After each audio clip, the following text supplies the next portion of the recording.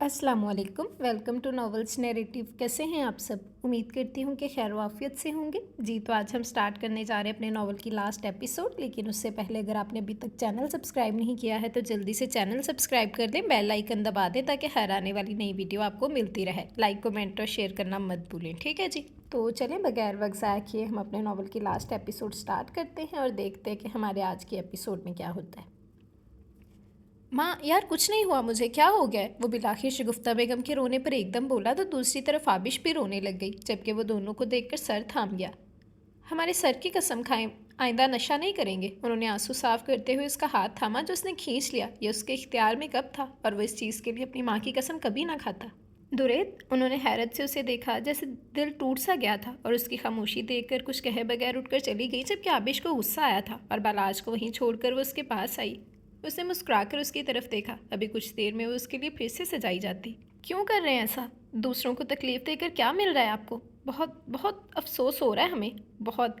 क्या आप किसी को खुशी नहीं दे सकते? उसका गिरेबान जोड़कर वो रोने के दरमियान बोली, जबकि दुरेद ने जबत से उसके हाथ अपने गिरेबान पर बर्दाश्त किए। सहूलत से उसके हाथ हटाकर उसने उसकी कलाई को चूमा, जिसे आबिश ने झटके से खींच लिया। तुम्हें तो खुशियाँ दूंगा, बदले में खुद भले मौत को गले लगा लूँ। वैसे मेरी मौत से सबसे ज़्यादा खुश तुम होगी, है ना? जान छूट जाएगी मुझसे, दुरेद ने उसकी आंखों से गिरते आंसू को देखकर कहा था, जबकि आबिश का गुस्से से बुरा हाल हो गया था। हाँ, हमें बहुत खुशी होगी। एक हारा हुआ शख्स खुद को बर्बाद कर चुका है, वो मर जाएगा तो अच्छा ही होगा। कम से कम हमारी तकलीफ़ें तो कम होंगी, वो सफाकियत से बोली, जबकि दुरेद को कुछ हुआ था। मर जाऊं? वो बोला। लहजे में कांच की सी टूट फूट थी। आबिश ने उसको घूरा, भी वो कुछ कहती कि दरवाज़ा बजा। यस, दुरेद बोला। सर, मैम को बड़े साहिब बुला रहे हैं। दादा जान? उससे हैरत से कहा, जबकि आबिश तुम्हारी घबराहट के उछल ही गई थी। जाओ, दादा जान बुला रहे हैं, दुरेद ने सुकून से कहा और अपनी जगह से उठ गया था। तबीयत कदरे बेहतर थी, तभी वो कुछ देर में होने वाले फंक्शन के लिए अपने कपड़े देखने लगा जो साइम सुबह देकर गया था, जबकि पीछे आबिश खौफ के जेरे सर कांपते कदमों से बाहर निकल गई थी। मेरे पोते से मोहब्बत की कीमत बताओ। चेयर पर झूलते हुए उन्होंने सफाकियत की इंतहा कर दी, जबकि आबिश को एक गाने के बोल याद आ गया जो उसकी ज़िंदगी की अक्सी करता था। सोचा भी नहीं था हमने ऐसे भी ज़माने होंगे, रोना भी ज़रूरी होगा, आंसू भी बहाने होंगे। उनकी बात उसको हकीर कर गई थी। हम बीवी हैं उनकी। लबालब आंसू से भरी आंखों से उसने उन्हें देखा जो पहली बार उससे बात कर रहे थे। और क्या मैं उसकी ज़िंदगी चाहता हूँ? और क्या मैं उसकी ज़िंदगी चाहता हूँ जो उसे तुम दे रही हो? ऐसा क्या है जो वो तुम्हें पाने के बाद भी अपनी तिश्नगी नशे से पूरी करता है? कौन सी खला है जिसे मेरा पोता सैयद खावर का पोता सैयद दुरेद बख्त पूरा नहीं कर पा रहा? गरूर ही गरूर था उनके लहजे में, अपना और उसका नाम लेते हुए। हम हम नहीं जानते। वो घबराकर नजरें चुरा गई। बकवास बंद करो, दादा जान गुस्से से धाड़े, जबकि आबिश की सिसकी निकल गई थी। मैंने तुमसे ये पूछा मेरे पोते से मोहब्बत करने की, उसका साथ निभाने की, उसे इस आग से निकालने की कीमत क्या लोगी? वो फिर से बोले, जबकि आबिश खड़े खड़े बेमोल हो गई। कोई कीमत नहीं, वो बोली तो उन्होंने घूरा। सिर्फ तुम उसकी आदत छुड़वा सकती हो और अब मेरी नज़रें सिर्फ तुम पर हैं। मेरे पोते को मज़ीद बिखरने मत दो, उसकी हो जाओ, उसको मान दो, उसे यकीन दिलाओ कि तुम उसकी हो। अच्छी बीवियों का ये शेवा नहीं कि वो शौहर के होते हुए किसी और को सोचें। बाकी तुम समझदार हो, उम्मीद करता हूँ अब तुम खुद अपने हाथों से उसे संवारोगी। उन्होंने कहा। लहजे में पहले की निस्बत नरमी थी और वो खामोश हो गई। वलीमे के शानदार वेन्यू में वो एक शहजादे के पहलू में परी बनी बैठी, अभी कुछ ही देर गुजरी बातें सोच रही थी। बेनाम आंसू जो उसकी आंख से नहीं निकल रहे थे मगर उसके दिल पर गिर रहे थे। उसकी तबीयत में बेहतरी आने की बजाय दिन ब दिन बिगड़ती जा रही थी। आंखों के गिर्द स्याह हल्के और चेहरे का बिल्कुल जर्द रंग। वो दुरेद बख्त कहीं से नहीं लग रहा था। तबीयत बिगड़ने से पहले वो आबिश को बालाज समेत कमरे से बाहर निकाल देता। आबिश चाहकर भी उसको सपोर्ट नहीं दे पा रही थी। साइम उसे मेडिसिन खुद देता था और साथ साथ उसका चेहरा दुरेद से पड़ने वाले थप्पड़ों से भी सुर्ख रहता। दादा जान के साथ साथ अब शगुफ्ता बेगम का भी उस पर दबाव बढ़ने लगा था। दुरेद बख्त से मोहब्बत नहीं, तब पहले की तरह नफरत भी नहीं रही थी। हाँ, उसकी हालत पर तरस ज़रूर आता था। वो शख्स जो गुजर गया था उसकी ज़िंदगी से, उसकी सोचें हर पल हर घड़ी उसके साथ रहती थी। मगर अब फ़र्क इतना था कि शहरयार की सोचों की जगह दुरेद की फ़िक्र ने ले ली थी। इस वक्त भी साइम उसके रूम में था, ये तो वो भी जानती थी। वो मुश्किल दवाई लेता है। पिछले एक हफ्ते से सब वो अपनी आंखों से होता देख रही थी और अब एक अहद वो खुद से बांध चुकी थी कि कुछ भी हो जाए वो इस शख्स को इस तकलीफ से ज़रूर निकालेगी। तबीयत में पहले ही उसकी नरमी थी और दुरेद के तो निकाह में थी, और निकाह एक मजबूत बंधन है, खुदा खुद ही दिलों को फेर देता है। साइम तकरीबन 1 घंटे बाद बाहर निकला तो हमेशा की तरह दुरेद के पड़ने वाले मुक्कों से चेहरा बिल्कुल सूजा हुआ था। आबिश को शदीद शर्मिंदगी हुई थी। इससे पहले वो मेडिसिन लेकर बाहर निकलता, आबिश की पुकार पर वो रुका था। जी मैम, वो मुअद्दब सा बोला जबकि सामने से दाखिल होती मारूफ उसे देखकर कुछ झिझकी और फिर जल्दी से आबिश के पास आ गई थी। वो कुछ दिनों से साइम की नज़रों को खुद पर महसूस कर रही थी। ये मेडिसिन समय दे दिया, अब हम खुद उन्हें मेडिसिन देंगे और डॉक्टर से अपॉइंटमेंट भी लें, हम खुद मिलकर बात करना चाहते हैं। उसने साइम से कहा तो साइम ने खुशगवार हैरत से उसे देखा। अब उसका मालिक ज़रूर ठीक हो जाता। उसके दिल को यकीन हो गया था। उसे आबिश को मेडिसिन का तरीक़ेकार समझाया और एक नज़र सिर झुकाए खड़ी मारूफ पर डाली थी। मैम, मैं जल्द ही अपॉइंटमेंट लेता हूँ, कहकर वो बाहर निकल गया जबकि मारूफ ने सुख का सांस लिया था और आबिश को देखा जो मेडिसिन का शॉपर हाथ में थामे साइम को निकलता देख रही थी। तुमने एक अच्छा फैसला किया है। मारूफ ने उसके बाजू पर हाथ रखा। आबिश ने उसको एक नज़र देखकर सर झुका लिया था। मैं जानती हूँ उन्होंने तुम्हें बहुत तकलीफ़ दी है और वो तकलीफ़ तुम्हारी ज़िंदगी में हमेशा मुश्किलात का बायस बनी है। वो शख्स हमेशा तुम्हारे आंसुओं का सबब बना है, मगर देखो आबिश, वो किस कदर तकलीफ़ में है। तुम्हारा बदला कुदरत ने लिया है उससे, मगर इस तरह कि तुम्हारी मसीहाई भी उसकी दवा बन गई। समझो इस बात को, शायद तुम उसी शख्स के लिए बनी थी, शायद वो सब ऐसे ही होना लिखा था। हकीकत को समझो, मैं तुम्हें मजबूर नहीं करूँगी कि तुम उससे मोहब्बत करो, क्योंकि मोहब्बत वो फ़ेल है कि ज़ोर ज़बरदस्ती से किसी दिल में घर नहीं करती, मगर तुम एक अच्छी बीवी होने का हक़ अदा कर सकती हो। और यकीन मानो, तुम्हारे दर्द का हल भी वही शख्स है। वो तुमसे मोहब्बत नहीं, इश्क करता है जुनून की हद तक। उसे संभाल लो उसी के अंदाज में और सब भूल जाओ। नहीं, हम शहरयार को नहीं भूल सकते। उन्होंने आखिरी वक्त में जिस तरह हमसे मोहब्बत का इजहार किया था, वो सोचते ही हमारा दिल करता है। वो कितनी तकलीफ़ में पल के पल में चले गए, हमें छोड़कर, और फिर सबको बुला लिया। हकीकतन फुप्पो ने सही कहा था उनके जनाजे पर। हम मनहूस थे उनके लिए, अच्छे साबित नहीं हुए, और अब आज भी देख लो, हमारी वजह से वो एकदम ही सिसकने लगी जबकि मारूफ ने उसे सीने से लगा लिया था। अभी सब ठीक हो जाएगा, तुम कोशिश करो, सब ठीक हो जाएगा। उसने उसे तसल्ली दी थी जबकि वो उसके कंधे पर सर रखे दिल हल्का कर रही थी। उसकी आंख चेहरे पर पड़ने वाले नरम हाथ की वजह से खुली और बिलाखिर बलाज का गोल गोल नन्हा सा हाथ उसकी नाक पर आकर ठहरा तो नींद जैसे हिरन हो गई। उसने घूर कर उसे देखा जो उसके सीने पर बैठा उसके चेहरे पर थप्पड़ मार रहा था। डैड? अब ज़रा अटकन कम हो गई थी, मगर डिटाई की इंतहा तो यहाँ थी कि उसने आबिश को अब तक माँ कहकर नहीं पुकारा था। क्या है यार, सोने दो। दुरेद ने उसको खुद पर से हटाया और उल्टा होकर लेट गया। कसलमंदी सी थी, मगर शायद बालाज उसकी इग्नोरेंस बर्दाश्त करते करते थक गया था, तभी उसके घने बालों में हाथ डालकर अपनी पूरी कुव्वत से खींचा था।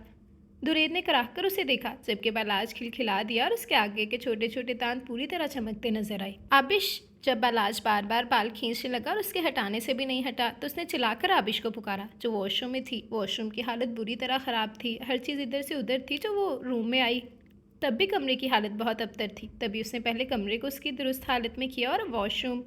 उसकी पुकार पर वो बाहर निकली जहाँ उसका बेटा खिलखिलाकर दुरेद के बालों को खींच रहा था। आबिश को बेसाख्ता हंसी आ गई। दुरेद ने झटके से उठकर उसे देखा तो आबिश की हंसी को ब्रेक लगा। बहुत हंसी आ रही है तुम्हें? उसने अब्रूज काकर उसे देखा जो ब्लू ड्रेस में बहुत प्यारी लग रही थी। नहीं तो, आबिश ने मासूमियत से गर्दन नफ़ी में हिलाई।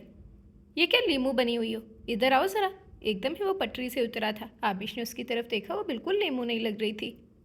तुमने लिपस्टिक नहीं लगाई? दुरेद ने पूछा तो आबिश ने आईने में देखा। बगैर किसी संघार के वो शादी से भी बहुत प्यारी लग रही थी। यहाँ सब डार्क है। उसने ड्रेसिंग टेबल की तरफ इशारा करके मजबूरी बताई। तो दुरेद ने कंधे को पकड़कर खड़े होते बालाज को गर्दन से अपने बाजू में दबोच लिया जबकि बालाज बाप की गिरफ्त में आकर मुंह बसोरने लगा था। तो वो हम नहीं लगाते इतने तेज़ लिपस्टिक, उंगलियां चटखाते हो बोली तो दुरेद ने ताकर उसकी मजबूरी सुनी थी। सरकार, गलती से या बदकिस्मती से रंगीन मिजाज शख्स से आपका पाला पड़ गया तो ज़रा अच्छा से रेडी होकर आए। 1 हफ्ता हुआ है शादी को और कुछ दिन के लिए मैं बिस्तर से क्या लगा सब मेरे सर पर नाचने लगे हैं। वो चिढ़कर कुछ गुस्से से बोला। इस वक्त आबिश को हैरत हुई। शाम तकरीबन रात की तरफ सफ़र तय कर रही थी। महबूब तो दर हकीकत इसी वक्त तैयार होते। उसे आंख मारकर जैसे उसके इन्फॉर्मेशन में इजाफा किया था। आबिश उसे देखती रह गई। वो शख्स कभी नहीं सुधर सकता था। बीमार होकर भी अपने करतूत वैसे ही रखे हुए थे। हम कल सुबह तैयार हो जाएंगे। आबिश ने जान छुड़वाना चाहिए और अपने फिड़फड़ाते बेटे को उसकी गिरफ्त से आज़ाद किया था, मगर खुद उसकी गिरफ्त में आ गई थी। दुरेद ने खुद बेड ग्राउंड से टेक लगाई हुई थी और टांगें लंबी की हुई थी, जबकि आबिश को अपनी तरफ खींचकर अपनी टांगों पर बिठा लिया। आबिश को अजीब सा लगा। उसने बालाज पर गिरफ्त सख्त की जो खुद उससे अपना आप छुड़वा कर कारपेट पर क्रोलिंग करने लगा। वो एकदम खुश हो गई, मगर जान तब निकली जब दुरेद ने आहिस्ता से उसका दुपट्टा उतार कर अपने हाथ पर बांध दिया। मारे शर्मिंदगी के आबिश से कुछ बोला नहीं गया। दिल तो किया उठकर भाग जाए, मगर उठा नहीं गया। 1 हफ्ते पहले गालबन वलीमा हुआ है हमारा। वो तेवरी चढ़ाए पूछ रहा था, साथ साथ उसके गालों पर भी उंगलियां चलाने लगा था। जी, वो बमुश्किल बोली। और तुमने वो ड्रेस नहीं पहना जो मैं लेकर आया था? जुरैद ने अचानक ही गुस्से से उसका मुंह पकड़ा। गिरफ्त में सख्ती कम थी मगर लहजा सख्त था। वो वो ड्रेस ठीक नहीं था, वो बोली। दिल ज़ोर ज़ोर से धड़कने लगा था। क्या बुराई थी उसमें? जुरैद ने घूर कर उसका चेहरा अपने चेहरे के नज़दीक कर लिया। वो फ- फटा हुआ था जगह जगह से। आबिश ने मासूमियत से आंखें टिमटिमाई जबकि जुरैद सूट की बेहुरमती और उसके दर्जिए पर अशश कर उठा था। इडियट, वो फटा हुआ था या वो डिज़ाइन था? उसका चेहरा आज़ाद करके वो बोला जबकि आबिश ने खफकी से उसकी तरफ देखा। वो इतना गंदा ड्रेस हम पहनकर सबके सामने जाते? अचानक ही वो भी गुस्से से बोली थी। वो फैशन है, सभी ऐसा पहनते हैं। दुरैद ने शान इश्काए जबकि आबिश ने उसकी शर्ट के बटन पर अपनी मखरूती उंगली रखी थी। जहाँ दुरैद हैरान हुआ वहाँ आबिश के लिए ये खासा मुश्किल काम था। हम ऐसे फैशन नहीं कर सकते, वो बोली और उसकी जानब देखा। मेरे सामने तो कर सकती हो। दुरैद ने वही उंगली उठाकर अपने लबों से छुई थी। आबिश को मालूम हुआ अब वो फंस चुकी है। हम आंटी। श्श। दुरैद ने उसकी लबों पर उंगली रखकर बहाने घड़ने से रोका था। जल्दी से वही ड्रेस पहनकर प्यारी सी तैयार होकर आओ, तब तक मैं अपने बेटे को सुलाने की कोशिश करता हूँ। प्यार से उसके अरकालूद पर शानी चूमकर उसने उसे उठाया। आबिश का एक एक कदम भारी हो गया था। बेबी पिंक कलर के भारी कामदार गरारे पर छोटा सा ब्लाउज, इस पर नफीस काम हो रहा था और उस पर बेबी पिंक और कोट, बेबी पिंक ओवरकोट जिसमें से छलकता उसका नाजुक वजूद किसी के भी होश उड़ा सकता था। वो तो फिर उसका दीवाना था। बालों को खुला छोड़े, एक शाने पर आगे फैलाए और चेहरे पर बगैर किसी मेकअप के डार्क ब्लड रेड लिपस्टिक सजाए वो कमरे के नीम अंधेरे में खड़ी दुरैद बख्त को वो ख्वाब याद दिला गई जो कुछ अर्से पहले उसने देखा था। नशे की तलब के उठते तो ऊँट जैसे एकदम थमे थे। उसने आबिश की तरफ कदम उठाया और आवाज़ से उठते इन बालों में चेहरा छुपाकर उसकी नाजुक कमर में हाथ डाल लिया। आबिश का दिल थम गया था जबकि दुरैद ने उसके चेहरे को अपने हाथों में थाम लिया। जा बजा उससे लिए तुम्हें सिर्फ मेरा ही होना था। एक बार फिर वही बात दोहराई। आबिश कुछ नहीं बोली जबकि दुरैद उसके लबों पर झुक गया था। खामोशी तवील होती गई। आबिश का सांस सा रुक गया और जब वो उससे दूर हुआ तो उसके चेहरे का सुकून इत्मीनान देखने लायक था। बख्त, वो बोली। जी जाने बख्त। वो उसे गोद में उठाकर झूमा जबकि आबिश ने उसके शाने पर बाजू फैला लिए थे। इस कमरे में और कहाँ कहाँ छुपाए हुए हैं आपने ड्रग्स? उसके कान में झुककर आहिस्ता आवाज़ में बोली जबकि दुरैद हंस दिया था। चालाक लड़के। उसको बेड पर लेटाकर उसके साथ लेटते हुए वो उसकी जुल्फ़ों से तो कभी चेहरे के नकूश से खेलने लगा था। हमारी बात का जवाब। उसने उसके हरकत करते लबों पर हाथ रखा तो दुरैद ने वो हाथ चूमा था। सुबह बता दूंगा। वो फिर से उस पर झुका। अभी। आबिश फिर बोली तो दुरैद उससे दूर हुआ और उसको अपने ऊपर खींचकर साइड पर बिठाया था और बेड का मैट्रेस हल्का सा सिरकाया तो आबिश दिल थाम गई थी। बेड के नीचे बड़ी खूबसूरती से सजे थे ड्रग्स। एक हफ्ते में उसकी सेहत पर हल्का सा भी असर नहीं पड़ा था। तभी आबिश ने उससे पूछा था। उसने पल के पल में दुरैद का चेहरा थामा जो मुस्कुराकर उसे देख रहा था। ये सब फेंक दे प्लीज़, वो बोली। उसके लहजे में नामामूली सा जज्बा था। दुरैद सर झुका गया। ऐसा उसके लिए नामुमकिन था। जब से साइम ने उसके कमरे से वो सब चीज़ें राहत साहब के साथ मिलकर निकाली थी तब से उसे बहुत गुस्सा था और ख़ुद को तकलीफ़ देने से बेहतर था वो छुपा देता। तभी वो सब मंगा कर उसने मैट्रेस के नीचे छुपा दिए। प्लीज़, वो फिर से बोली थी। ओके, पहले मुझे टाइम दो, फिर जो मर्ज़ी कर लेना। उसके लबों से फैलती लिपस्टिक को देखकर उसने जैसे हार मान ली थी और फिर से उस पर झुका और नाजुक सा ओवरकोट सोफे पर फेंका। कुछ ही देर में उसी जगह उसकी शर्ट भी आ गिरी थी जबकि खामोश फिज़ा में दुरैद बख्त की मोहब्बत बोलने लगी। सुनो। साइम दुरैद बख्त की तबीयत का हाल जानने उसके कमरे में जा रहा था कि मारूख को देखकर उसे पुकारा। मारूख झिझकते हुए पलटी थी। वो उसके पलटने पर साइम खुद सब भूल गया था जो वो इतने दिनों से प्रैक्टिस कर रहा था कि उससे मिलकर ज़रूर अपनी एक तरफा मोहब्बत का इजहार करेगा। क्या कर रहे हो तुम यहाँ? किचन के दरवाजे पर दुरैद और आबिश को देखकर साइम के चेहरे के रंग उड़े। वहीं मारूख का भी चेहरा खौफजदा दिखा। वो सर, मैं आपकी तबीयत पूछने आ रहा था। साइम उसकी तरफ बढ़ा। तो रास्ते में बिला वजह स्टॉप पर रुक गए? उसने तेवरी चढ़ाकर पूछा। आबिश तो हैरानगी से मारूख को देख रही थी। बाहर चलो, 2 दिन कमरे में रह लिया, सारा माहौल ही बिगड़ गया, उसने सख्ती से कहा जबकि अब आबिश ने उसकी तरफ देखा था। आप बहुत सुधरे हुए हैं। उसने भी उसे घूरा था। वो तो आपने बिगाड़ा है, वो प्यार से उसको विंक करते हुए बोला जबकि आबिश सिटपटाकर उसके लिए नाश्ता बनाने लगी। दुरैद ने एक नज़र मारूख को देखा और बाहर निकल गया। सर, आपकी तबीयत ठीक हूँ मैं, वो सख्ती से बोला। जब से साइम ने सबको बताया था उसका लहजा यूं ही सख्त हो गया था। सर, मीडिया आपकी गुमशुदगी को बहुत इशू बना रहा है, उसने जैसे रोज़मर्रा होने वाले मसाइल से उसे आगाह किया। अब वेस्ट रसा का शूट हो गया? दुरैद ने पूछा। नहीं सर, अभी नहीं, वो रैम्प शूट है, उसकी डेट में अभी टाइम है, उसने बताया तो दुरैद ने पुरसोच नज़रों से उसे देखा। ओके, उससे पेमेंट ले लो। साइम ने इस बात में सर हिलाया और बाहर निकल गया। शुक्र ये था कि उसने मज़ीद सवाल नहीं किए थे। दुरैद ने बालाज को गोद में उठाकर उसके ने से चमकते दांतों को तवज्जो से देखा। तीसरा दांत भी निकलने लगा था। शगुफ्ता बेगम ने भी मुस्कुराकर बेटे को देखा। कैसा है मेरा बेटा? उसकी पेशानी चूमी। वो 1 हफ्ते बाद कमरे से बाहर निकला था। A1। फिल वक्त तो वो बेहतर महसूस कर रहा था, आगे की कोई गारंटी नहीं थी। वो इस बात में सर हिलाती उसके साथ बैठ गई। तभी सामने राहदारी से एलिसे अपने रूम से निकली और उसे बैठे देखकर उसके नज़दीक आ गई। तबीयत ठीक है तुम्हारी? वो बोली तो दुरेद उकता गया था। ऐसा भी क्या हो गया था उसे? तो सब पूछ रहे थे। ठीक हूँ मैं।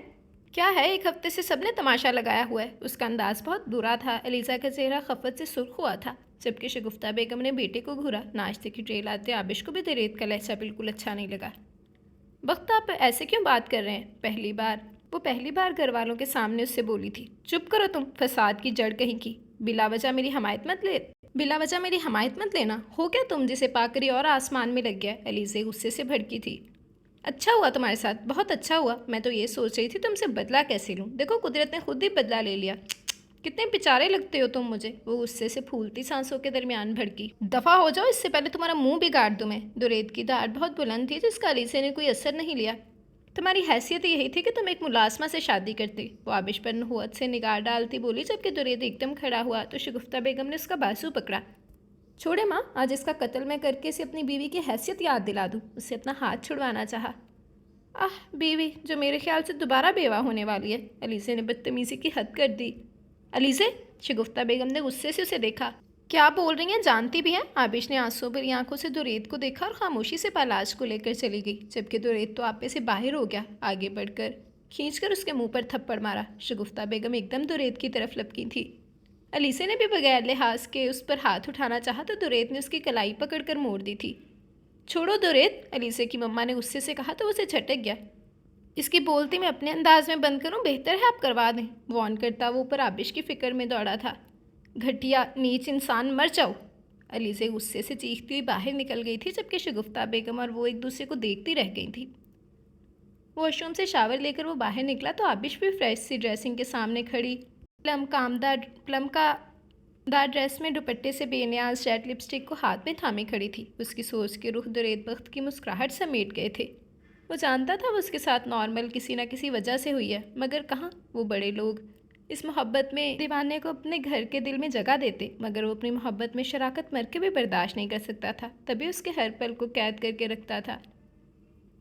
इतना शिद्दत पसंद हो मैं, छोड़ तो सकता हूँ, बांट नहीं सकता। उसके नाजुक शानों पर उंगलियों से दबाव डालकर वजह से उसे होश में लाया था। आबिश ने चौंक कर उसकी तरफ देखा।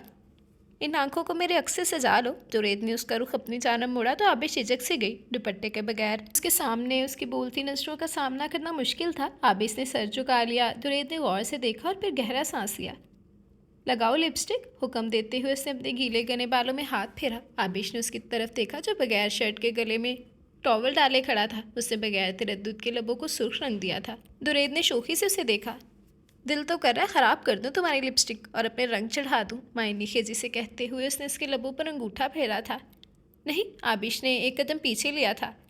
कितना मज़ा आएगा, तुम बार बार से जाओ, मैं बार बार बिगाड़ूँ। उसने भी उसकी तरफ कदम लिया। आंखों में शोखी शरारत सजी थी। आबिश का दिल धड़क उठा। अभी कुछ देर पहले की सोचें कहीं गुम हो गई थी और यही तो वो चाहता था, उसकी आंखों में सिर्फ अपना अक्स देखना।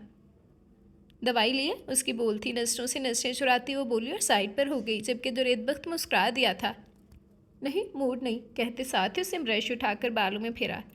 है क्यों? बेड पर से दुपट्टा उठाकर कंधे पर फैलाते हुए वो अचानक ही बोली। जबकि वो तो उसकी अदाओं के आगे हार ही जाता था।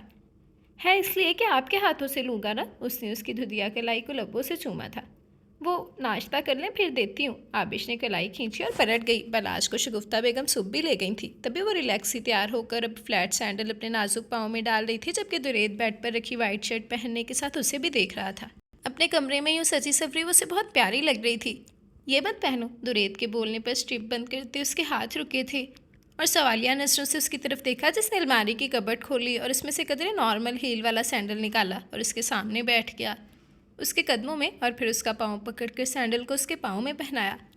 मगर घर में हील वाला आबिश ने घबरा कर देखा। पहले ही इतना हैवी ड्रेस पहना था सिर्फ उसके ज़िद करने पर, और अब ये जिसको देखते ही उसकी जान निकलती थी। दुरेद बख्त की बीवी all time up to date रहनी चाहिए। उसने उसको प्यार से विंक किया। आबिश ने घबरा कर सर झुका लिया। तुम्हें एक नज़र में दोबारा देखना भी नेमत है। उसके शर्माने पर वो मुस्कुराया और सर का बूसा लिया। तभी दरवाजे पर दस्तक हुई। कम इन। दोबारा ड्रेसिंग की तरफ जाते हुए उसने कहा, जबकि आबिश भी घबराहट पर काबू पाते हुए खड़ी हो गई थी। सर, साइम ने कहा तो दुरेद ने उसको घूर कर देखा। क्यों आए हो? सख्ती से इस्तफसार किया। सर, डेट मिल गई है आज ही रिहर्सल के लिए, और आप अपनी ड्रेस भी देख लें। साइम ने उसे इतला दी तो उसने इस बात में सर हिलाया। चलो तुम, मैं आता हूँ, कहकर उसने खुद पर परफ्यूम किया और आबिश की तरफ पलटा। कहाँ जा रहे हैं आप? उसने पूछा तो दुरेद ने उसके शानों पर हाथ फैला लिया। काम पर जाने मन, घर में पड़े रहने वाले मर्दों की वैल्यू ख़त्म हो जाती है। उसने उसकी इन्फॉर्मेशन में इजाफा किया और दोनों रूम से बाहर निकल आए थे। मगर आपकी तबीयत ठीक नहीं है, आबिश ने समझाना चाहा। तो आप इलाज करो ना। दुरेद ने गहरी नज़रों से देखा तो आबिश माथे पर हाथ मार कर रह गई, जबकि दुरेद हंस दिया था। अभी वो कुछ कहती ही कि हॉल में खेलते बालाज के चीखने की आवाज़ पर दोनों ही उसकी तरफ मुतवज्जो हुए, तो सामने का मंजर देखकर आबिश का दिल मुंह को आ गया था। बालाज की छोटी छोटी उंगलियां अलीसे के हील शूज़ के नीचे दबी थी। जहाँ अलीसे उसके चीखने पर एकदम हटी, वहीं आबिश ने दौड़कर रोते बालाज को बाहों में भरा और उसकी नन्ही उंगलियों पर प्यार करते हुए उसकी खुद की आंखें भी नम हो गई थी। तुम अंधी हो, तुम्हें नजर नहीं आता? दुरेद ने गुस्से से अलीसे को घूरा। उसकी आवाज़ भी कदरे बुलंद थी कि सभी लोग उसकी तरफ मुतवज्जो हो गए थे, जबकि शगुफ्ता बेगम जो किचन से बालाज को फीडर लेने गई थी वो भी बाहर आ गई थी। एक्सक्यूज़ मी, ये प्लेग्राउंड नहीं कि तुम्हारी बीवी ने अपने बच्चे को खेलने के लिए छोड़ा हुआ है और ख़ुद कमरे में बंद थी। संभाला नहीं जाता तो पैदा करने की ज़रूरत भी नहीं थी, उसने नहुअत से कहा। अलीसे क्यों ड्रामा लगा रही हो? अलीसे की मम्मा ने घर का जिसका उसे रत्ती भर भी असर नहीं हुआ था, मगर आज दुरेद वक्त का पैमाना लबरेज हो गया था। वो खामोशी से उसकी तरफ बढ़ा और उसके बालों को मुट्ठी में लेकर जोर से झटका दिया। चेहरे पर बला की संजीदगी और सख्ती थी। अलीसे ने खुद को छिड़वाना चाहा, मगर उसकी आंखों के सर्दपन से दिल खौफजदा हो गया था। मेरे सामने ज़ुबान खोलने वालों का अंजाम जानती हो? मैं तुम्हें किसी लायक नहीं छोड़ूंगा, वो हुर्राया। अलीसे के चेहरे पर खौफ के बादल छा गए थे। छोड़ दो दुरेद बेटा। नसरीन बेगम, अलीसे की वालदा, ने उसका हाथ पकड़ा, जिसे दुरेद ने बेदर्दी से झटका। बीच में मत बोलना, बदतमीज़ी से कहते हुए उसने दोबारा अलीसे की तरफ देखा। तुम्हारा ये मेकअप से भरा मुंह बिगाड़ने में मुझे सिर्फ 1 मिनट लगेगा, और यकीन मानो कोई मुझसे जवाब तलब भी नहीं करेगा, तो बेहतर है तुम्हें आखिरी बार वॉर्न कर रहा हूँ, दूर रहो मुझसे। बालों को एक और झटका दिया। मेरी बीवी से, मेरे बच्चे से। मज़ीद एक और बार झटका देकर उसने झटके से छोड़ा और बालाज की उंगलियां देखने लगा जो सुर्ख हो गई थी। तो मैं तुम्हें कहीं का नहीं छोड़ूंगी, मुझे भी कसम है। वो फिनकारी तो दुरेद मुस्कुरा कर पलटा। तो तुम अपने बाप की नहीं, अगर तुमने मुझे कहीं का छोड़ दिया तो। वही असली दिल जलाने वाली मुस्कुराहट जहाँ अलीसे उसकी बात पर तपी, वहीं नसरीन ने खा जाने वाली नज़रों से उसे देखा। जानते भी हो क्या कह रहे हो? जी बहुत अच्छे से, कहकर वो किचन में आ गया और शगुफ्ता बेगम को सलाम किया, साथ साथ बालाज की उंगलियों पर भी अपनी उंगलियां फेर रहा था। आबिश अकेले इन माँ बेटी की डरा देने वाली नज़रों का सामना नहीं कर सकती थी, तभी भागकर किचन में आ गई। वो स्टूडियो में दाखिल हुआ तो सबने उसे शादी की मुबारकबाद की, जिसका उसने झूठे मुंह भी जवाब नहीं दिया और सुकून से अवैस रज़ा के सामने टिक गया। इनसे मिलो, ये नाइला है, तुम्हारी पार्टनर। उसने सामने बैठी खूबसूरत, पुरकशिश और बिल्कुल दुरेद बख्त के मिजाज के मुताबिक लड़की से उसका तारुफ करवाया था। हेलो मिस्टर बख्त। उसने हाथ आगे बढ़ाया, जिसे दुरेद ने सख्ती से पकड़ा कि उसका मुस्कुराता चेहरा तकलीफ के आसार दिखाने लगा। दुरेद बख्त। उसे अपने नाम की तस्दीक की और उसका हाथ छोड़ दिया, जबकि नाइला मुस्कुरा दी थी। आपके बारे में जितना सुना है उससे ज़्यादा ही पाया है, उसे कहते हुए पैंट की पॉकेट से सिगरेट निकाली और लबों में दबा ली थी। दुरेद के लिए नया नहीं था, तभी सुकून से उसे देखा, मगर सिगरेट को देखते ही अंदर एक आग सी लगने लगी थी। जो आग आबिश की कुर्बत उसकी मौजूदगी में कुछ दबा दी थी, उसने एक बार फिर सर उबार लिया था। पेमेंट ज़्यादा करो। अचानक ही दुरेद की आवाज़ उभरी तो अवैस रज़ा ने चौंक कर उसे देखा। मगर तुम ऑलरेडी 40 लाख में सिर्फ 2 घंटे का रैंप कर रहे हो। दुरेद ने उसको सर्द नज़रों से देखा। खिलौनों से खेलना छोड़ दिया था, अब तुम्हारे रैंप पर मुझे ना चाहते हुए भी नापसंद खिलौने से खेलना पड़ेगा, और तुम्हें लगता है इसकी कीमत 40 लाख ठीक रहेगी? उसे नाइला को देखकर कहा, जबकि नाइला का चेहरा एक पल को खफत से सुर्ख हो गया था। और कितनी पेमेंट चाहिए? अवैस रज़ा ने लंबा सांस खींचा। बहरहाल वो लाखों के लिए करोड़ों का नुकसान नहीं कर सकता था। 60 लाख, दुरेद बोला, जबकि अवैस रज़ा की सांस रुक गई थी। ये इतनी रकम? वो बुखलाया। तो क्या मैं जाऊँ मिस्टर रज़ा? उसने तेवरी चढ़ाई। पहले सिगरेट की बदबू उसके साथ झंझोड़ रही थी। ओके, प्रैक्टिस के लिए आ जाओ, उसे उठते हुए कहा और बाहर निकल गया था। दुरेद भी उठने लगा कि नाइला ने उसके हाथ थामे और सिगरेट का गहरा कुछ लेकर दुरेद की सुर्खोती नज़रों को देखा। You are so handsome. दुरेद की बियर्ड पर उंगलियां फेरते हुए वो खबार में बोली थी। दुरेद का बस नहीं चल रहा था कि उससे सिगरेट लेकर खुद कुछ लगा ले, मगर जब वो ये बात सोचता, आबिश का चेहरा आंखों में आ जाता, जिसने अब मज़ीद कोई ड्रग यूज़ करने पर पाबंदी लगा दी थी। पियोगे? अपने चेहरे को उसके नज़दीक लाते हुए नाइला ने सिगरेट को उसके लबों से लगा दिया। स्पेशल कोकेन, उसने आहिस्ता से कहा और डूबते को तिनके का सहारा मिल गया। दुरेत ने लफ्फा किया और लंबे लंबे दो खुश लिए। नायला ने मुस्कुराकर उसे देखा था। मेरी सिगरेट ली है, मुआवजा दो। उसके गर्दन में हाथ डालकर वो उठलाई और दुरेत के नाबी लबों को देखा था, जो कुछ पर कुछ लेता सिगरेट पल में चट कर गया था और अब सुर्ख नजरों से उसे देख रहा था। इंसान इतना फैले जितनी उसकी औकात हो माय डियर। तुमने कोकेन दी है, शराब नहीं, जो मैं हवास खो दूँ। उसने उसके हाथ गर्दन से निकाले जबकि नायला ने उसकी शर्ट को पकड़ लिया था। उफ, हमें तब मिले जब वो सुधर गए थे। उसके सीने पर अपनी मखरूती उंगली चलाते हुए उठलाई तो दुरेद ने उकताहट से उसे देखा। पहले ही तल मजीद बढ़ गई थी। उसको खुद से झटक कर वो खुद को कंट्रोल करता बाहर निकला। साइम बाहर ही था। उसके अंदर से उठते सिगरेट के बबूके पर चौंका। सर, आपने? वह हैरानगी से देखने लगा। खबरदार जो मुंह से एक लफ्ज़ भी निकाला या अपनी मैम को कुछ बताया, वो हशर करूँगा कि याद रखोगे। उसे झड़क कर वो नसें चुराता दूसरी तरफ निकला। मगर साइम को आज पहली बार अपने मालिक पर रच कर गुस्सा आया था। आपकी सेहत के लिए कुछ भी, उसने कहा और एक नंबर डायल किया था। आबिश मासूमियत और घबराहट में सामने पड़ी महरून बेहद स्टाइलिश सी साड़ी को देखते तो कभी साइम की इत्तला पर गुस्से से बेड पर large size black and white तस्वीर को घूरती। अभी कुछ देर पहले ही उसने उसे अच्छा सा तैयार होने को कहा था। ब्यूटेशन और ड्रेस भी भेजा था। शान इन दोनों के लिए ग्रैंड पार्टी अरेंज की थी जिसमें वो सब लोग मधु थे।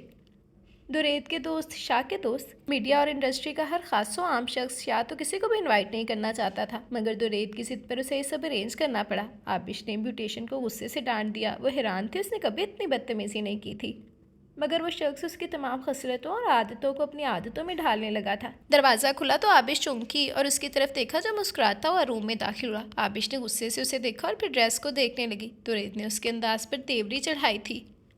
खैरियत? आज तो असली तो दूर की बात, नकली भी मुस्कुराहट नहीं है। उसने उसके कंधे पर थोड़ी रखते हुए उसको अपने बाजू में भर लिया था। छोड़े हमें, हर वक्त चिपकते रहते हैं। गुस्से से माथे पर बल डालकर उसने बेड पर बिखरा सामान उठाया था। बड़े क्या हो गया इन्हें? उसने बालाज से पूछा जो उसे अब ठीक ठीक डैड कहने लगा था। आबिश ने बालाज को भी घूरा क्योंकि वो अब भी उसे मम्मा नहीं कहता था। हुआ क्या है? आंखों से खाने का इरादा है? दुरेद ने मुस्कुराकर अपनी रूठी महबूबा को देखा। आबिश अब भी कुछ ना बोली थी। उफ, दुरेद झंझलाया और बिलाज को खिलौनों के पास कारपेट पर छोड़कर उसको झटके से अपनी सिमत खींचा था। ये अजीब आशिकों वाला मिजाज अपना लिया सरकार ने। अब क्या समझूं, मोहब्बत की शुरुआत हो गई है क्या? उसने प्यार से उसकी उड़ती गिरती पलकों के रक्स को देखा था।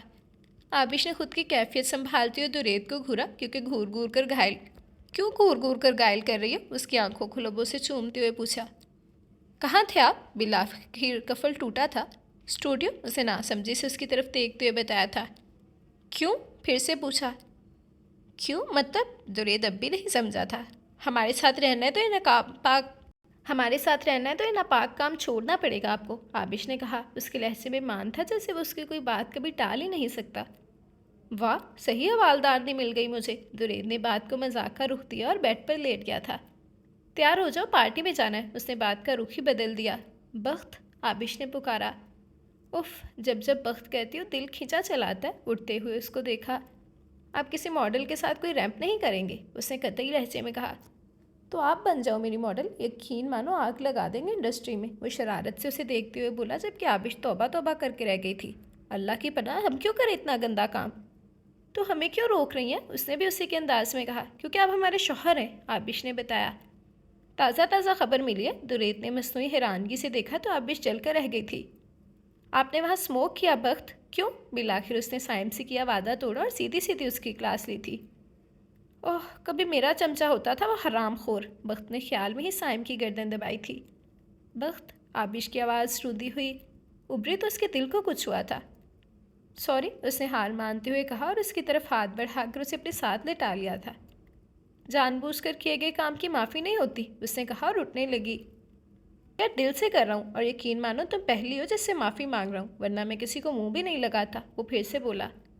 बहुत ही कोई अच्छी बात है, आबिश ने गुस्से से कहा जबकि अब दुरेद उसके फूले फूले सुंदर मुखड़े को इग्नोर ना कर सका और खुद पर खींचकर करवट ली थी। आबिश का दिल जोरों से धड़का। दुरेद ने चेहरे पर झुककर उसके उसान खता कर दिए थे। आबिश उसकी जसारतों पर कांप उठी। गले में रेंगते उसके हाथ को रोकना चाहा मगर बेसूद। वो उसकी खूबसूरती में खो गया था, मगर आबिश अपनी बात उसके जानबूझकर किए गए इस अमल से भी नहीं भूली थी। महरून कामदार साड़ी जो उसने रो रो कर पहनी थी क्योंकि पहनाने वाला भी वो खुद ही था। साड़ी का गहरा गला, स्लीवलेस बाजू उसे खुद में सिमटने पर मजबूर कर रहे थे। कैमरा और फ्लैश लाइट की टकाटक चलती रोशनियों में वो उसके बाजुओं में बाजू डाले अंदर की तरफ बढ़ा। वो कंफ्यूज थी, उसके वजूद की कपकपाहट से वाजिया हो रहा था। Hello, you look so beautiful. Wish ने उसको गले से लगाया और उसके गालों को चूमना चाहा कि रेत ने आबिश को अपनी तरफ खींच लिया। ये काम मैं कर लूँगा, और सीरियसली तुमसे ज़्यादा बेहतर जगह पर तुम अपने शौहर पर हर बार आजमाओ। वो संजीदगी से कहते हुए हंसते हुए शाह से मिला, जो विश का सुर्ख चेहरा देखकर खूब महसूस हुआ। वहीं आबिश भी सुर्ख पड़ी थी। बेहुदा, विश ने गुस्से से कहा। शुक्रिया, उसने डिटाई से कबूल किया। अरे मिस्टर बख्त, नाइला उसे देखकर बोली और उसके गले लगी थी, जबकि आबिश ने नाइला को हैरत से देखा। कैसे हो शहजादे, उससे पूछा, जो आबिश की आंखों में नामामूली सा जज्बा महसूस करते हुए ना चाहते हुए भी उससे मुस्कुरा कर बोला। आई एम फिट, तुम कैसी हो, उसने कहा, जबकि नाइला उसके इतने अच्छे अंदाज पर कुर्बानी हो गई थी। आबिश नाइला को घूर घूर कर देख रही थी, वहीं विश रेत को खा जाने वाली नजरों से, जबकि शाह रेत की हरकत को खूब समझता था, तभी खामोश खड़ा था। तुम बताओ कैसी लग रही हूँ, उससे अपनी मिनी स्कर्ट की तरफ इशारा करके पूछा। हॉट, दोरेत ने तारीफ की, जबकि आबिश को मतली ही हो गई। वो बुरे बुरे मुंह बनाती खफकी से उसे देखने लगी, जिसकी मुस्कुराहट ही नहीं बंद हो रही थी। नॉटी, उसने उसके कंधे पर हाथ जड़ा। तुम्हारा दिल नहीं कर रहा उसके मुंह पर तेजाब फेंकने का? विश ने आबिश को अपनी तरफ खींचा और उसके कान में सरगोशी की। बेशरम, आबिश ने भी घूर कर उसके बेहुदा हुलिये को देखा, और अपनी मियाँ को देखो, कैसे घटिया अल्फाजों में मुस्कुरा कर उसकी तारीफें भंगार रहा है। कभी तुम्हारी ऐसे तारीफ की है? इस चिपकू ने। विश के पूछने पर आबिश एकदम ही सिटपिटा गई थी। अब उसे क्या बताते, इस शख्स से तो वो छुपती फिरती थी। बताओ भी, विश ने दोबारा ठोंगा मारा था। जी वो मैं, जबकि उसे जवाब नहीं बन पड़ा था। हाय सो क्यूट, उसका सुर्ख चेहरा देखकर आबिश ने प्यार से उसे देखा। बहुत तेज़ चीज़ है तुम्हारा शौहर, कभी इसके प्रीवियस एल्बम उठाकर देखना और इसके बैंकॉक के शॉट। तौबा तौबा, विश उसको भड़काने के फुल इरादों में थी। उनमें ऐसा क्या है? आबिश ने साड़ी के पल्लू को ठीक करते हुए पूछा। बुद्धू, अब तक तुमने देखा भी नहीं? ओके, घर जाकर चेक करना, उसने ताकीद की और शाह को देखा, जबकि आबिश ने इस बात में सर हिलाया। देखो कैसे दांत निकल रहे हैं मेरे वाले। ये रुको ज़रा, तुम बताती हो इनको मैं। विश शाह को देखते हुए उनके नज़दीक आई। शाह, आंखों को सुकेड़ते हुए उसने उसको घूरा, जबकि शाह की मुस्कुराहट गायब हो गई थी। मेरे ख्याल से दावत आपने अरेंज किया, अगर एक को ही देखकर आंखें ठंडी कर लेंगे तो बाकियों का क्या होगा? वो तंसिया मुस्कुराई, जबकि शाह अपने कहके को दबाता उसके साथ दूसरे मेहमानों की तरफ चल दिया। आबिश ने भी कुछ हिम्मत जुटते हुए दुरेत की तरफ कदम उठाए। बख्त आहिस्ता आवाज़ में बोली। जी जाने बख्त, वो जी जान से उसकी तरफ मुतवज्जो हुआ। नाइला ने भी उसको देखा। बस करें, हल्की सी मुस्कुराहट होंठों पर से जाकर वो उसे देखते हुए बोली, जबकि वो उसके मान और लहजे में इस्तेहकाक महसूस करके निहाल हो गया था। मीट माई वाइफ, बख्त ने उसे अपनी तरफ खींचते हुए नाइला से तारुफ करवाया, जबकि आबिश बगैर उसकी तरफ देखे जवाब दिए उसका हाथ पकड़कर खींचती हुई साइड पर ले आई। तो रेत भी मुस्कुराता हुआ उसके पीछे हो लिया था। जो वो चाहता था वो तो हो गया था, अब नाइला को मुंह लगाने का क्या फ़ायदा था भला? उसे साइड पर ले आई और उसका हाथ छोड़ा। कुछ तो होने लगा है, वो गुनगुनाया। आबिश ने घूरी डाली तो दुरेत का कहका उभरा था। खाने के बाद तकरीबन मेहमान जाने लगे थे, जबकि कुछ अभी भी वहीं बैठे थे। वो विश के सवालों से बिल्कुल परेशान हो गई थी। दुरेत को कुछ देर पहले ही कोई लड़का आकर ले गया था। शाह मेहमानों को सी ऑफ करके उनकी तरफ पड़ा। दुरेत कहाँ पर है, उसने पूछा, जबकि दोनों ने लाइल्मी का इजहार किया तो वो भी वहीं पर टिक गया था। वो दोनों ही आबिश को अच्छी कंपनी दे रहे थे। इन दोनों की नोक झोंक से वो खूब महसूस हो रही थी। खुलकर मुस्कुराना किसे कहते हैं, जिसके चेहरे पर उठती मुस्कुराहट ये बात वासिया कर रही थी, मगर उसकी मुस्कुराहट तब सिमटी जब सामने से दुरेत को लड़खड़ाते कदमों से आता देखा। वो एकदम खड़ी हो गई। विश और शाह भी उसे देखकर खड़े हो गए थे। दुरेत से अपने कदमों पर भी चला नहीं जा रहा था। दूर से ही अंदाज़ा हो गया था कि वो नशे में है, जिसके बायस वो अपने कदमों पर भी दुरुस्त तरीके से नहीं चल पा रहा था। दुरेत, शाह ने उसको थामा, जबकि वो बमुश्किल आंखें खोलता आबिश की नम आंखों में देखने की कोशिश कर रहा था। सॉरी, अटकते लहजे में वो बेबसी से बोला था। उसका इरादा बिल्कुल भी ड्रिंक करने का नहीं था, मगर मौसम की जिद करने पर दूसरा अपने अंदर की तल पर उसने खूब ढटकर ड्रिंक की थी, और ड्रिंक करने के बाद उसे अपनी गलती का एहसास होने लगा, मगर देर हो गई थी। आबिश की आंख से आंसू टूट कर गिरा। इधर दुरेत बख्त के कदमों में लर्जिश हुई और वह ज़मीन बोस हो गया। उसकी आंख खुली तो रात की गई अपनी हरकत पर शदीद पछतावा हुआ। उससे अपना वादा तोड़ा था और उसकी तकलीफ पर आबिश की आंख से आंसू गिरते आंसू और आंखों में बेयकीनी उसे शर्मिंदा कर गई थी। उसे कमरे में निगाह घुमाई, वो कहीं नहीं थी। बलाश भी नहीं था, वो अकेला था। उसने बैकग्राउंड से टेक लगाकर अपना सर थाम लिया। सर में शदीद दर्द था। दिल में भी उसकी आंखों में उतरती बेयकीनी देखकर तकलीफ की ठीसें उठ रही थी। अंदर की कैफियत अजीब सी थी। अचानक ही खांसी उठी और एक पल में उसे हलकान कर गई। वो बुरी तरह खांस रहा था। कमरे में दाखिल होती आबिश ने उसे हैरत से देखा। उसकी खुद की तबीयत भी अजीब बोझल बोझल सी हो रही थी और सुबह आने वाले तेज चक्कर ने उस पर हकीकत वाजिया भी कर दी कि उसके अंदर की बदलती कैफियत के पीछे वजह क्या है। मगर वो भी किसी को कुछ नहीं बताना चाहती थी। वो रेत की तरफ दौड़ी जो गले पर हाथ रख के खांसते खांसते बेड से नीचे बैठ गया था। उसके मुंह से निकलने वाला खून देख आबिश की चीख निकल गई थी। उसने उसे कंधे से थामा जबकि दुरेद ने उसका हाथ झटक दिया था। चले जाओ, वो गुस्से से बोला और हाथ की पुश्त से खून साफ किया। वो उठना चाहता था मगर उठने की हिम्मत नहीं हो रही थी। नहीं, हम साइम भाई को। वो उल्टे कदमों बाहर की तरफ दौड़ी जबकि दुरेद ने गुस्से से उसकी पुश्त को घूरा था और साइड टेबल की तरफ रखी मेडिसिन को हाथ से टटोला। सब धुंधला हो रहा था। उसे देखने में भी दिक्कत होने लगी। बेहोश होने से पहले उसने अपनी जानब बढ़ते साइम और उसके पीछे बाकी घर वालों को आते देखा और आंखों के आगे अंधेरा छा गया। पिछले दो हफ्तों से वो हॉस्पिटल की खामोश दरो दीवार में खुद से लड़ रहा था। घर वाले उससे मिलने आते रहते थे तकरीबन रोज़ ही, मगर कोई उसके पास रुका नहीं था। वो किसी को अपने पास रुकने ही नहीं दे रहा था। शगुफ्ता बेगम, राहत साहिब या दादा जान की लाख कोशिशों के बावजूद वो किसी को अपने पास रोकने के लिए राज़ी नहीं था। हाल बता साइम उसकी मारपीट धुतकार के बावजूद उसके रूम के बाहर हर वक्त मौजूद रहता। मगर जब जब वो अपना आपा खो देता था तब तब सबका दिल उसकी तकलीफ़ पर फटने को हो जाता। सबसे ज़्यादा तकलीफ़ उसे उसके रूठ जाने से थी। हाँ, वो रूठ गई थी। वो उसके पास नहीं आई थी, एक दिन भी नहीं। उसने आकर एक बार भी उसका हाल दरियाफ्त नहीं किया था। क्या वो नहीं जानती थी दुरेद बख्त को ये बीमारी नहीं उसकी जुदाई मार देगी। उसके लाख पुकारने पर भी नहीं आई थी और यही वो घड़ी थी कि दुरेद बख्त का सारा गुरूर तंतना चुटकी में ख़त्म हो गया था। वो ढेर हो गया था गुरूर की सच्चाई पर, जहाँ उसे सिर्फ अपना आप अहमियत का हामी लगता था। सिर्फ उसे ये महसूस होता था कि ज़्यादती उसके साथ हुई है। इस अर्श से कुदरत ने उसे फर्श पर लापटखा था कि गरूर तो किसी इंसान पर सजता नहीं, ये तो खुदाई सिफ्त है। और जो इंसान खुद को मगरूर कर ले उनका अंजाम शायद यही होता है। मोहब्बत पाने के बावजूद भी तिश्नगी, अकेलापन, तन्हाई, दर हकीकत मोहब्बत की अजियत उसे इन 2 हफ्तों में महसूस हुई थी, जब वो नरम गरम लम्स उसके इर्द गिर्द नहीं था, जब इस लम्स ने उससे वादे नहीं लिए, जब बख्त नहीं पुकारा। वो पागल होने के करीब था। उसे नशा पागल नहीं कर रहा था, उसकी चंद रोज़ा जुदाई उसे पागल कर रही थी। मगर वो उसकी तमाम तर शिद्दतें तकलीफ़ें जानने के बावजूद भी नहीं आई थी। बेड पर लेटे वो सर्दी माइल रंग, कमज़ोर चेहरे और स्याही माइल आंखों के गिर्द हल्के लिए छत को घूर रहा था। उसे मुसलसल दवाइयों के ज़ेर असर रखा जा रहा था। शुरू में जब उसे दौरा पड़ता तब तब वो पहले की तरह अपना आपा खो देता, चीज़ें उठा उठा कर फेंकता, हत्ता कि वो डॉक्टर्स के साथ भी मारपीट करता। आबिश को बुलाता, दर हकीकत तो वही उसकी बसीहा थी। उसे बताना चाहता था, बस एक बार आ जाओ। अब वो वादा करता है दोबारा कभी नशा नहीं करेगा, मगर वो नहीं आ रही थी। वो रोज़ खुद से वादा कर लेता था, ख्वाबों में उसको खुद भी बेच लेता था। उसको उसकी हालत पर तरस नहीं आता था। वो दुरेद बख्त जो खुद पर तरस खाने वालों का मुंह तोड़ दे, आज वो राज़ी था। हाँ, वो आए, भले उसे उस पर तरस खाए, मगर आए तो सही। तकलीफ़ें बर्दाश्त कर करके उसकी हालत खासी लागर हो गई थी। शाह भी तकरीबन रोज़ आता था, यहाँ तक कि विश भी उसकी हालत देख कर अक्सर आँखें नम हो जाती। मगर आबिश पर दबाव अब किसी ने नहीं डाला था कि वो उसके पास जाए। वो बेड पर लेटा उसी के बारे में सोच रहा था। ऐसा भी तो मुमकिन था उसको पाने के बाद वो एक नॉर्मल ज़िंदगी गुजारता, मगर ऐसा नहीं हुआ था। दुरेद की आंख से आंसू टूट कर तकिए में जज्ब हुआ। उसकी आंखों के पपोटे भी फूल गए थे। वो रोना नहीं चाहता था। मर्द रोते तो नहीं थे, मगर आज कोई देखे वो मजबूत तवाना मर्द बेबस था। खुद को तकलीफ़ देकर वो खुद को वाजिया करना चाहता था कि वो वादा खिलाफ़ी कर चुका था, वो भी अपने महबूब से। उसने पहली बार कुछ मांगा और वो नहीं दे सका। रह कर मलाल हो रहा था। आबिश ने खामोशी से उसके हॉस्पिटल शिफ्ट होने के बाद उसका कमरा छोड़ दिया था। वो दोबारा नेक्सी में रहने लगी थी। किसी ने उससे सवाल ही किया था। शगुफ्ता बेगम अपने बेटे के करतूतों से खूब वाकिफ़ थी, तभी आबिश से बहुत शर्मिंदा थी। यहाँ तक कि दादा जान भी शर्मिंदा थे। मारूख ने भी उससे कोई बात नहीं की थी और ना ही किसी को आबिश ने अपनी तबीयत की खराबी की इतला दी थी। हाँ, अलबत्ता एक शख्स था जिसने उसको पुकार कर आबिश के लिए मुश्किल खड़ी की हुई थी, मगर वो उसे भी बहला फुसला लेती थी।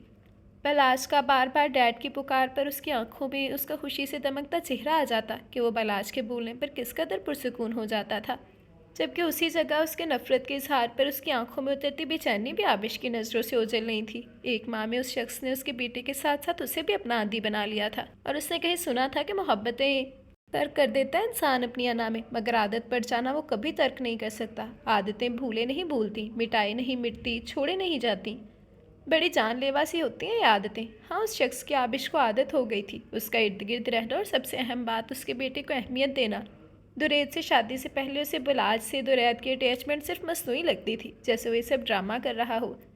मगर एलिज़ा से बहस उसे अपनी बीवी के पहले बेटे के लिए की थी। उसकी आंखों में छलकते जज्बे उस दिन सिर्फ बालाज के लिए थे। नामालूम सी खुशी हुई थी आबिश को, और उस पार्टी वाले दिन उसका किसी और लड़की से बात करना, उसकी तारीफ करना उसे बेचैन कर गया था। वो ना चाहते हुए भी उस पर अपना हक जताती वहाँ से उसे साइड पर ले आई थी, और उसके वादे उसकी आंखों की सच्चाई बताती थी कि वो वादा सच्चा कर रहा है, मगर वादे पर कायम नहीं रहता था। वो उसको सोचने लगी थी। उसके सोचों के रुख शहरियार से हटते दुरेद के गिर्द घूमने लगे थे। और दूसरी बात, अगर वो अपने जहन को चटकती भी तो बालाज डैड डैड के नारे लगाते उसे उसके ख्याल में पहुंचा देता, और उसके वजूद में उस शख्स की निशानी वो उससे नजरें कैसे चुराती। उसकी तबीयत की खराबी के बारे में सुनकर वो दुआ करती थी, उसकी सेहत याबी की दुआ करते हुए उसकी आंखों से खुद ब खुद आंसू निकलते थे। लेकिन अब शहरियार की याद दुदला रही थी, जबकि दुरेद वक्त बड़े इस्तेहकाक से इस याद में अपना वाज़ेह अक्स शामिल कर चुका था।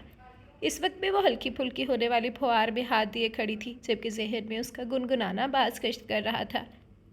डैड, वह मुश्किल अपने कदमों पर उठते हुए बालाज साहिब आहिस्ता आहिस्ता चलते उसके पास से गुजर कर बारिश में जाने के लिए बेचैन थे। आबिश ने चौंक कर उसको अपनी बाहों में भरा, जबकि बालाज मचे ले गया और खुद को उससे छुड़वाने की तगुदू करता वो अपने नन्हे नन्हे हाथ उसके शानों पर मारने लगा, जबकि मुंह पर अब भी डैड का विर्द जारी था, जैसे उसके बाप से दूर उसने ही उसे रखा हुआ है। आबिश ने उसे दोबारा नीचे छोड़ दिया, जबकि बालाज दोबारा डैड डैड करता बारिश में निकला और बड़ी हवेली की तरफ जाने लगा। आबिश के बेसाख्ता आंखों से आंसू गिरने लगे। हाँ, वो और उसका बेटा दोनों उसे मिस कर रहे थे। वो ना चाहते हुए भी मान गई थी।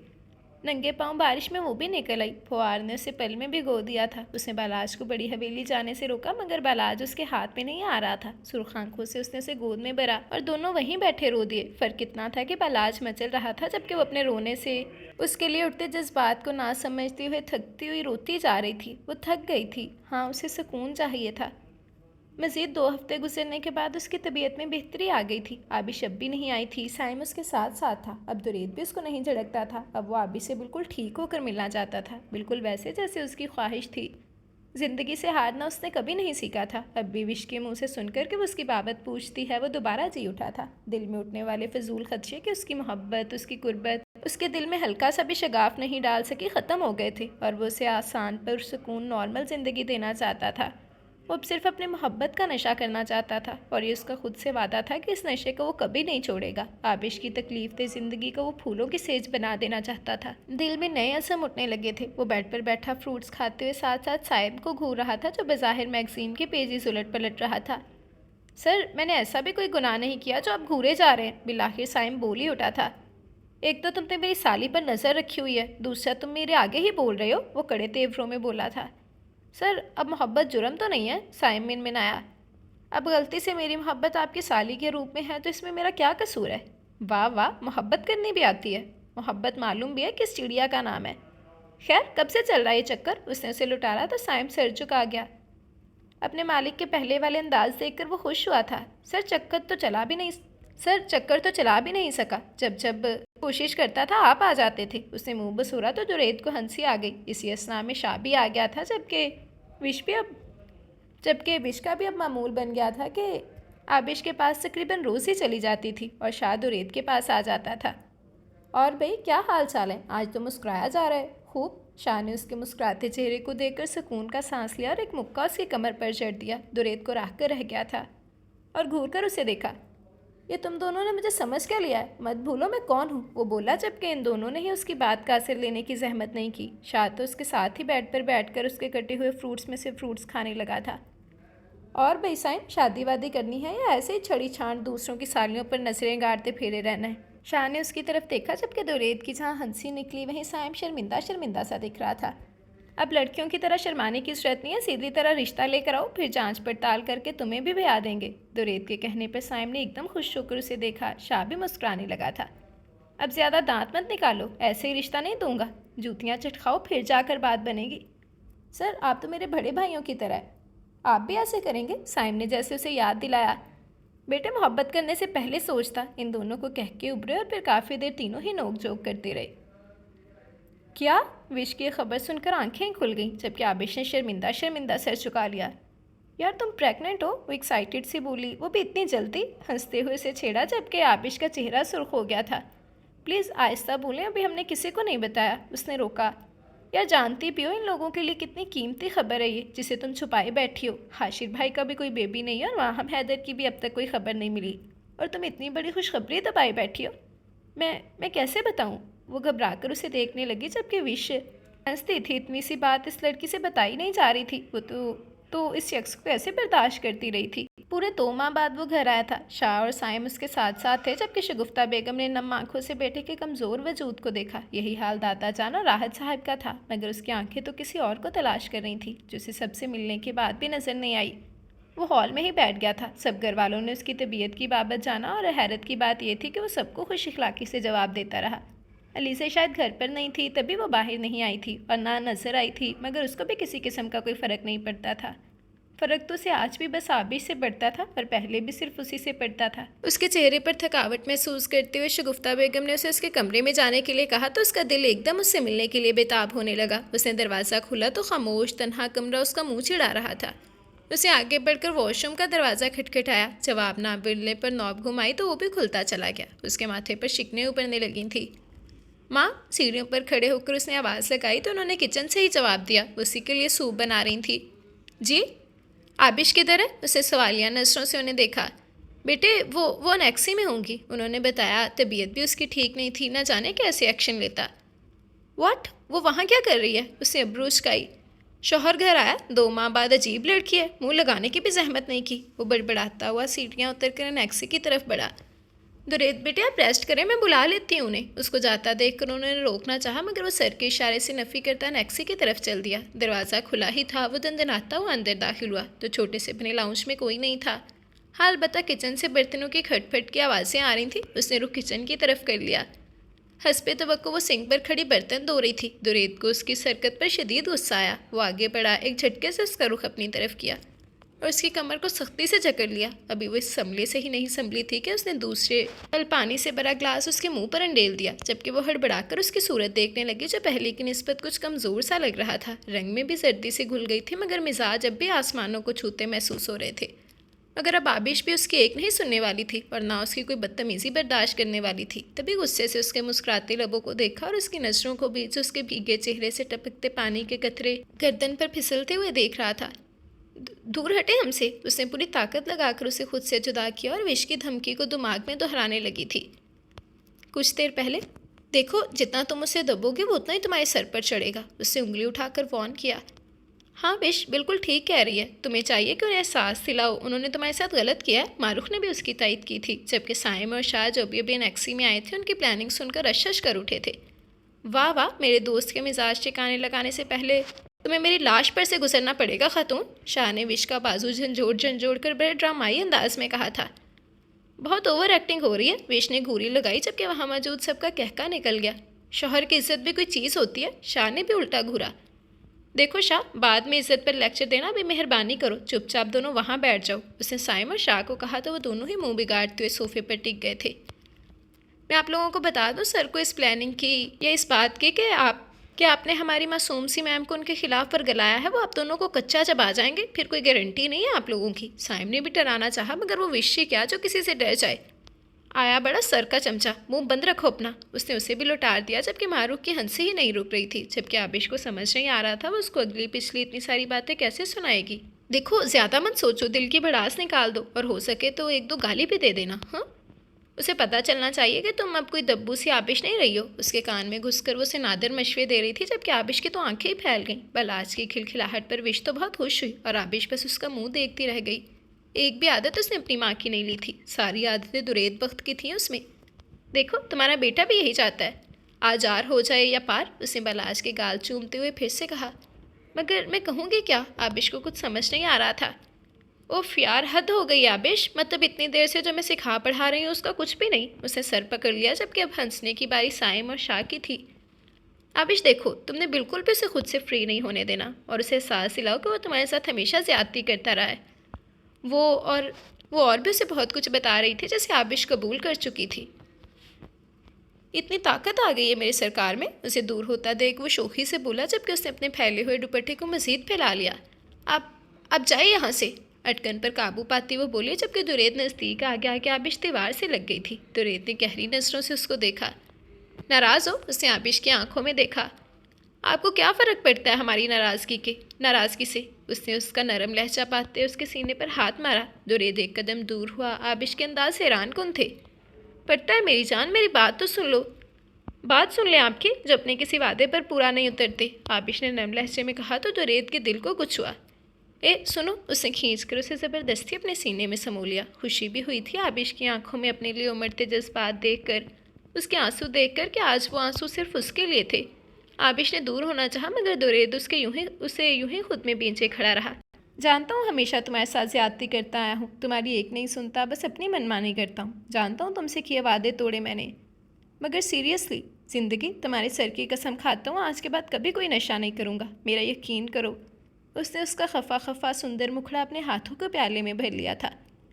क्या हमें आपका यकीन करना चाहिए? आबिश ने पूछा। दुरेद ने उसके माथे का बोसा लिया था। एक बार, आखिरी बार, उसने वसूख से कहा जबकि दूर कमरे की खिड़की में खड़े वही सब नज़ारा सुकून से देख रहे थे। और विश का गुस्से से बुरा हाल था। इस लड़की का कुछ नहीं हो सकता, ये हमेशा इस आदमी की चिकनी चुपड़ी बातों में आ जाएगी। बेवकूफ़, एक तो तुम्हारी ज़ुबान बंद नहीं होती, घर जाकर करता हूँ इसका परमानेंट बंदोबस्त। शाह ने विश को घूरा जबकि वो उसकी घूरी का असर लेती खामोश हो गई और एक बार फिर वो सब लाइव मूवी देखने लगे थे। नहीं करना हमें आपका यकीन, आबिश ने खुद को उससे छुड़वाते हुए कहा। आंखों से लातादार आंसू बहने लगे। उससे गुजरे सारे लम्हे याद आने लगे। दुरेद खामोशी से उसे देखने लगा। क्या है आप? बताएं, क्या समझते हैं हमें? कोई खिलौना है हम, जिसे आप मुसलसल खेलते जा रहे हैं? हमारी सेल्फ रिस्पेक्ट, हमारी फीलिंग्स दर हकीकत कुछ मैटर नहीं रखती हैं आपके लिए। आपके लिए अपना आप मैटर रखता है। गलत आपके साथ हुआ, हमारे से जो कुछ हुआ वो गलत नहीं। हमारे साथ जो कुछ हुआ वो गलत नहीं था। शादी आपने ज़बरदस्ती की हमसे, हमारे बेटे पर बंदूक तान कर। क्यों? क्योंकि आप तकलीफ़ में थे। हमारी तकलीफ़, इससे आपको कोई फ़र्क नहीं पड़ता। जिस चीज़ से हम प्यार करें वो चीज़ आप हमसे दूर कर देते हैं, भले ही वो इंसान हो या जानवर। उसके सीने पर मुक्के बरसाते हुए वो अपने दिल की भड़ास निकाल रही थी। हमारा बेटा आज तक हमें माँ कहकर नहीं पुकारता, आपने दूर किया हमसे उसे। वो खरगोश, आप कातिल हैं उसके, उस मासूम की जान ली आपने। क्यों? बताएं हमें, ये कैसी मोहब्बत है कि आप हमें खुशियाँ नहीं सिर्फ तकलीफ़ें देते हैं? वो रोते हुए उससे सवाल करने लगी जबकि वो अब भी खामोश खड़ा था। आपने वादे तोड़े अपने, आप बिल्कुल अच्छे नहीं हैं, बिल्कुल नहीं। वो जैसे थक कर नीचे बैठ गई थी और अपने आंसू पोंछे। क्या मुझे माफ़ी नहीं मिल सकती? दुरेद उसके नज़दीक बैठते हुए उसके आंसू साफ करते हुए बोला। नहीं, आबिश ने उसका हाथ झटका जबकि वह मुस्कुरा दिया। मुझे यकीन नहीं आ रहा ये तुम हो, तो यकीन कर ले अब हम ऐसे ही हैं, उसने कहा और उठना चाहा मगर दुरेद ने उठने से पहले ही उसका हाथ थाम लिया और उसकी उंगलियों में अपनी उंगलियां फंसा कर उसका चेहरा देखा जो उसके और अपने हाथ की तरफ देख रही थी। मोहब्बत, तुम्हें देखा था ना पहली बार, ये लफ्ज़ कान में गूंजा था। फिर तुम्हारी जुदाई और ये सांस कि तुम किसी और की बाहों का हिस्सा हो। जानती हो मुझे सुकून से सोने भी नहीं देता था। क्यों थे तुम किसी और की? तुम्हें तो मेरा होना था। पहली नज़र में चाहा था मैंने तुम्हें। तुम्हारी मोहब्बत, तुम्हारे जज्बात, तुम्हारी आंखें, तुम्हारा वजूद, इन सब पर तो मेरा हक होना चाहिए था, मगर इन सब पर तुमने किसी और को हक दे दिया। क्यों? तुम्हारी जुदाई ने मुझे सुलगती आग पर लेटा दिया था कि मैं पल पल तड़प रहा था। फिर जब ये तड़प मेरे लिए वबाल बन गई तो मैंने ड्रग्स का सहारा ले लिया। मुझे सुकून मिलने लगा था। तुम्हारी याद दिल में उठती थी शदीद, मगर मैं जल्दी खुद को ड्रग्स देकर नकारा कर लेता था ताकि तकलीफ़ की मुद्दत ख़त्म हो जाए। मगर फिर तुम मिली और वो मर गया। उसे मैंने नहीं मारा। मैं चाहता तो तुम दोनों की ज़िंदगी को अजाब बना देता, मगर मैं तुमसे दूर हो गया। वो तुम्हें छोड़कर मर गया। तुम्हारा पीछा मैंने नहीं किया, तुम मेरे दर पर खुद आई। जानते हो उस रात तुम्हें देखकर इतना शॉक्ड हुआ कि सारा नशा जो अंजम ने खुद अपने हाथों से पिला पिला कर मेरे अंदर उतारा था हवा हो गया और मुझे लगा मैं होश में आज आया हूँ। उसके बाद मैं कभी किसी लड़की के नज़दीक नहीं गया। क्योंकि मुझे यकीन हो गया था कि आबिश को अब सिर्फ वक्त का होना है। फिर तुम्हें अपना बनाया। जानते हो तुम्हारा बेटा है, ये जानकर मेरा बस नहीं चला कि उस शहरियार को दोबारा जिंदा करके खुद अपने हाथों से मारूं, मगर नहीं, ये तुम्हारी मोहब्बत थी कि मुझे तुम्हारे बेटे के करीब ले आई। हाँ, मेरा मिजाज सख्त रहा, मन माने करता रहा, मगर मेरी मोहब्बत में कभी खोट नहीं था। सिर्फ इतना चाहा कि तुम भी मुझसे मोहब्बत करो। और जानती हो आज कितनी खुशी हो रही है तुम्हारी आंखों में सिर्फ अपना अक्स देखकर, जैसे दोबारा जी उठाऊं। एक बार यकीन करो मुझ पर, मज़ीद कोई तकलीफ़ नहीं दूंगा। और अगर ऐसा हुआ तो जिसने तुम्हें ये सबक पढ़ाए हैं उसके पास चली जाना। उसके हाथों को चूमते हुए बोला जबकि आबिश साकित सिर्फ उसको सुनती गई। समझ नहीं आ रहा था क्या कहे। उसने कुछ कहने के लिए लब खोले। तुम्हारे मुंह से इकरार करना ज़रूरी नहीं, मेरे हाथ को थाम लो। उसने खड़े होते हुए उसकी जानब हाथ बढ़ाया जिसे आबिश ने झिझकते हुए थाम लिया, जबकि दुरेद बख्त ने खुशी से उसे खुद में भींच लिया। आई लव यू ज़िंदगी, जज्बात में डूबी आवाज़ आबिश पहली बार मुस्कुराई थी उसकी जुनूनी मोहब्बत के आगे। ओह बस बस, इससे ज़्यादा रोमांस हम नहीं देख सकते। विश की आवाज़ पर आबिश सिटपटाकर दूर हुई, जबकि दुरेद ने बेजारियत से इस सब की तरफ देखा था। मेरी बीवी के घर में तुम सब क्या कर रहे हो? उसने सबको घूरा। बस चलते बनो, इतने शोखे ना हो, बीमार इतना नहीं बोलते। अभी तो तुम्हें खबर नहीं मिली। उसने आंखें घुमाई और धप से सोफे पर टिक गई, जबकि दुरेद ने बलाश को चक लिया जो खुद चलकर उसके पास आ रहा था। ये चलने लगा? उसने खुशी से पूछा, जबकि आबिश ने इस बात में सर हिलाया। डैड, वो उसके चेहरे को अपने छोटे छोटे हाथों से छूने लगा।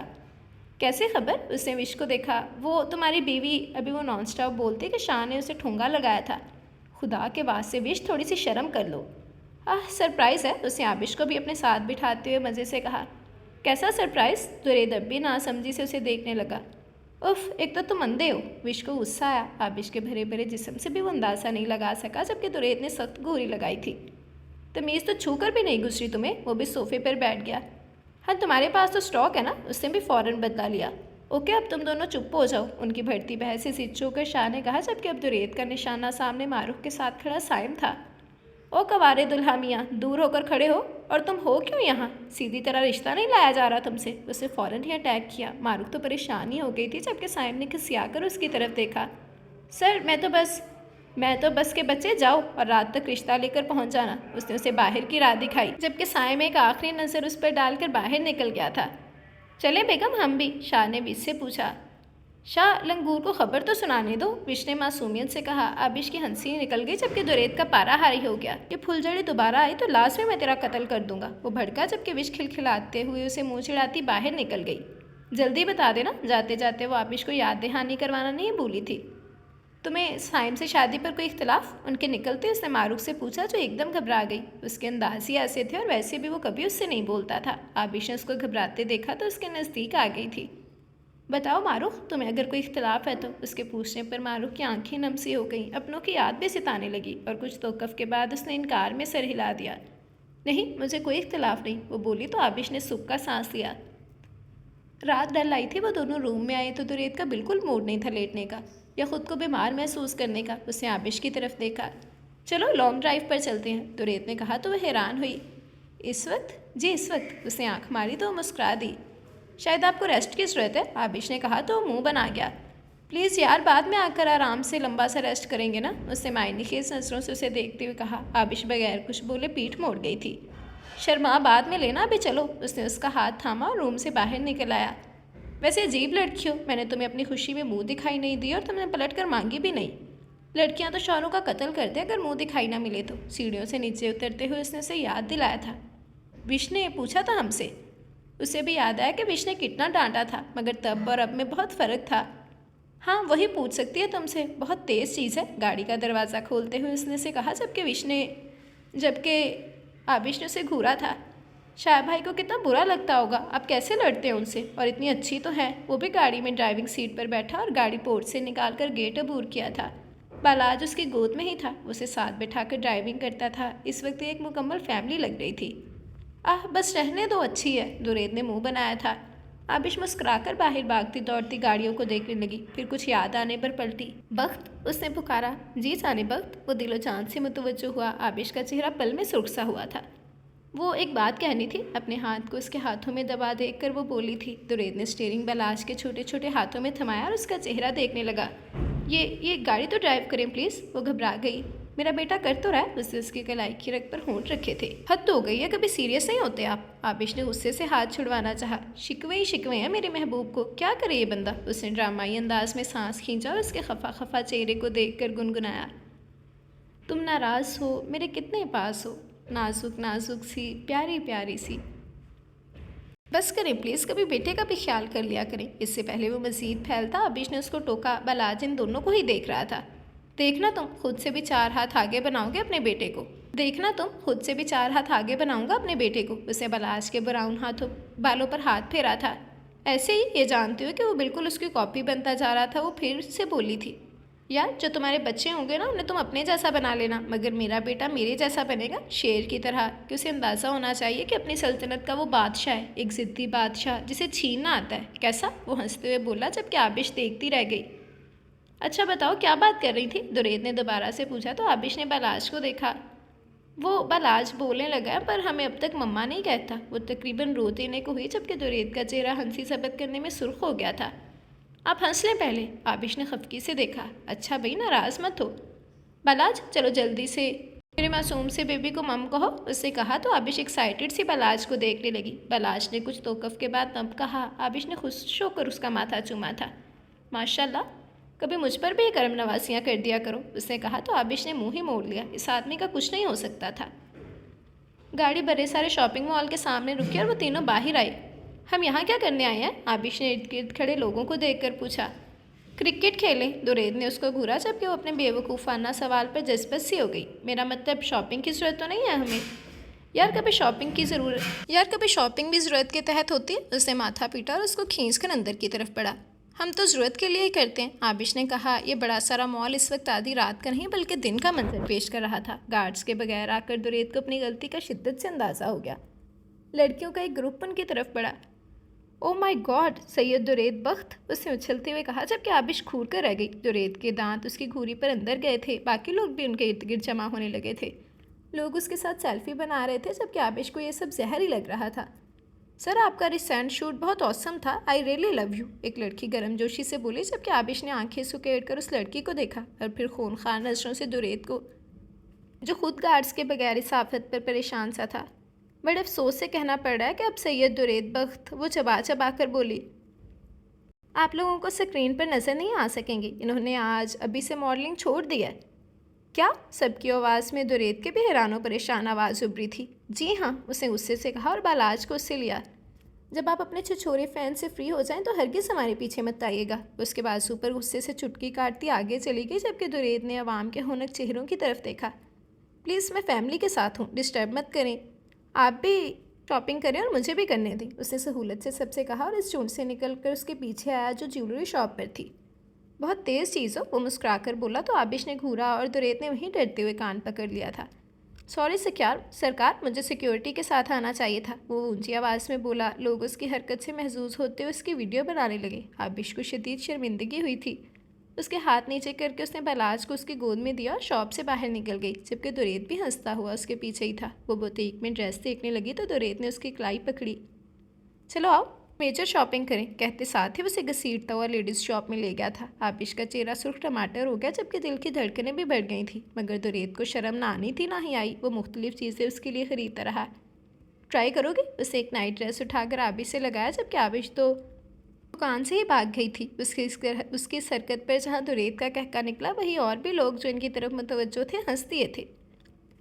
वो गुस्से से भरी टेबल पर बैठी थी। दुरेद उसे मना कर थक चुका था। अपनी पसंद की ढेर सारी शॉपिंग उसको करवाकर उसने अपने लिए और बालाज के लिए भी बहुत सारा सामान लिया और फिर खाना खाने रेस्टोरेंट में आ गए थे। यहाँ का खामोश माहौल डिम लाइट कपल्स के लिए ही था, मगर उसका पार्टनर नाराज सा बैठा था। दुरेद ने उस लड़के की तरफ देखा जो बहुत धीमी पर सुरीली आवाज़ में गुनगुना रहा था और बालाज को लेकर उस लड़के की तरफ बढ़ा। आबिश ने दोनों को हैरत से देखा, न जाने वो क्या करने वाला था। दुरेद ने उस लड़के से माइक लिया तो उसने गर्मजोशी से एक सेल्फी उसके साथ लेकर माइक उसे दिया। ये सिर्फ मेरे नाराज़ से सरकार के लिए। गटार गले में डालकर उसने बालाज की उंगली छोड़ी जो बाप को टुकर टुकर देख रहा था और गटार के तार छेड़े थे। अचानक हॉल की लाइट बंद हुई और एक बड़ी सारी सर्च लाइट ने आबिश को फोकस किया था। आबिश परेशान सी घबराई से उसे देखने लगी। शर्म अलग आ रही थी। सब लोग जो उनकी तरफ मुतवज्जो थे। मुझे दिल से ना भुलाना चाहे रोके ये ज़माना, मुझे दिल से ना भुलाना चाहे रोके ये ज़माना, तेरे बिन मेरा जीवन कुछ भी नहीं। वो चलता हुआ उसके नज़दीक आने लगा। तेरे बिन मेरा जीवन कुछ भी नहीं, कुछ भी नहीं। उसको गोल गोल घुमाने के साथ वो गुनगुनाता गया। उसकी आवाज़ का सहर पूरे हॉल को जकड़ चुका था। आबिश समेत फजर की अज़ानें दूर दूर सुनाई दे रही थी। तब वो तीनों घर आए। बालाज सो चुका था। रूम में आते साथ ही दुरेद की फरमाइशें शुरू हो गई थी। आबिश भी उसकी मुँह और फरमाइशों के सामने हारते हुए उसकी बातें मानने लगी। उसकी पसंद का नाइट ड्रेस पहनकर वो उसके उमड़ते मचलते जज्बों से परेशान हाल सी हो गई थी, जबकि दुरेद वक्त मुकाबिल की कैफियत समझे बगैर उसके हुस्न की रानाइयों में मगन सा हो गया। आज सुबह बहुत अनोखी सी थी। उसे आने वाले नए मेहमान के बारे में बताने वाली थी। तमाम हिम्मतें मजतमा करके उसने दुरेद की तरफ देखा जो कहीं जाने के लिए रेडी था। कहीं जा रहे हैं? उससे पूछा। यस मिसेस, उससे प्यार से आईने में अपने पास आने का इशारा किया। आबिश चलती हुई उसके नज़दीक आ गई थी। कहाँ? उसने उसकी टाई को उल्टा सीधा बांधते हुए पूछा। शूट पर उसने आबिश की कमर में अपने दोनों हाथ डाले, मगर उसको खांसी का फंदा लगा जब उसने टाई की गिरा उसके गले पर सख्त कर दी थी। जालिम, खोलो बे। जुरैद ने हाथ से टाई खोली और गुस्से से उसके लबों पर झुका कि आबिश का सांस अटक गया था। वो अपनी सांसों में उसकी सांसें उतारने लगा। कमरे की फिजा अचानक ही खामोश हो गई। सिर्फ इन दोनों की गूंजती धड़कनें थीं। कुछ देर बाद वो उससे दूर हुआ और उसके भीगे होंठों को देखकर मुस्कुराया। शर्म नहीं आती? आबिश उससे दूर हुई। जिसने की शर्म वो सोचने लगा वो गया पानी में और बिलाखिर अपने मतलब की बात घर ली थी। आबिश को उसकी कहावत पर हंसी आ गई। ये ऐसे नहीं थी, वो हंसते हुए बोली। तो मेरी उर्दू की टीचर, आप बता दो। वो उसके नज़दीक आया जबकि वो पल में दूर हुई थी। हमें नहीं आती। तो मेरी गलती क्यों निकाली? जुरैद ने उसके दूर जाने पर घूरा। ये ऐसे नहीं है, हमें पता है, आबिश ने कहा जबकि जुरैद ने उसकी कलाई पकड़ कर खींची। आज आपने मज़े का नाश्ता करवा दिया। वो शौकी से उसे देखने लगा जबकि उसकी लरजती पलकें झुकी थी। उसकी बात यूं ही रह जाती थी। चलो अब जाने दो। जुरैद ने उसके माथे का बुस्सा लिया और स्प्रे करने लगा। कुछ स्प्रे उस पर भी किया, बल्कि उसके गीले बालों पर भी। अब बिल्कुल भी नहीं जाएंगे वहाँ। अब मज़ीद नहीं करना ये काम, उसने उसका हाथ हटाते हुए कतई लहजे में कहा था। यार पैसे लिए हैं, गरीब हो जाऊँगा, सड़कों पर आ जाएंगे। शक्ल ही तो कैश करता हूँ बस, उसने बड़े ड्रामाई अंदाज में डराया। आबिश ने घूरा था। हम वो मैगज़ीन देख चुके हैं जिसमें आप अपनी सिर्फ शक्ल ही तो कैश कर रहे हैं, आबिश ने गुस्से से कहा जबकि जुरैद खुलकर हंसा था। यकीन मानो मैंने उसे बहुत फोर्स किया। तुम्हारी स्कर्ट और ब्लाउज़ बड़ा है, थोड़ा मिनी पहनो। मगर वो जुरैद ने उसे चिढ़ाने के लिए जानबूझकर कहा जबकि आबिश तो बस हैरान ही रह गई थी। वो बड़ा था? वो आंखें खोले उसे देखने लगी। रात जो आपने पहना, इससे पहले वो फिर भी बाकी पर उतरता। आबिश ने उसके मुंह पर हाथ रख दिया था। क्या मसला है आपको? हमने कह दिया नहीं तो नहीं, उसने गुस्से और शर्म के मिले जुले तासुरात से कहा। यार तो क्या काम करूँगा? जुरैद ने उसकी जिद के आगे हारते हुए कहा था। आप बाबा के साथ ऑफिस ज्वाइन करना, आबिश ने बताया। मैं इतना बीबा बच्चा नहीं हूँ और बिजनेस मुझे शुरू से जहर लगता है। उसने शूज़ पहनते हुए मुंह बनाया था।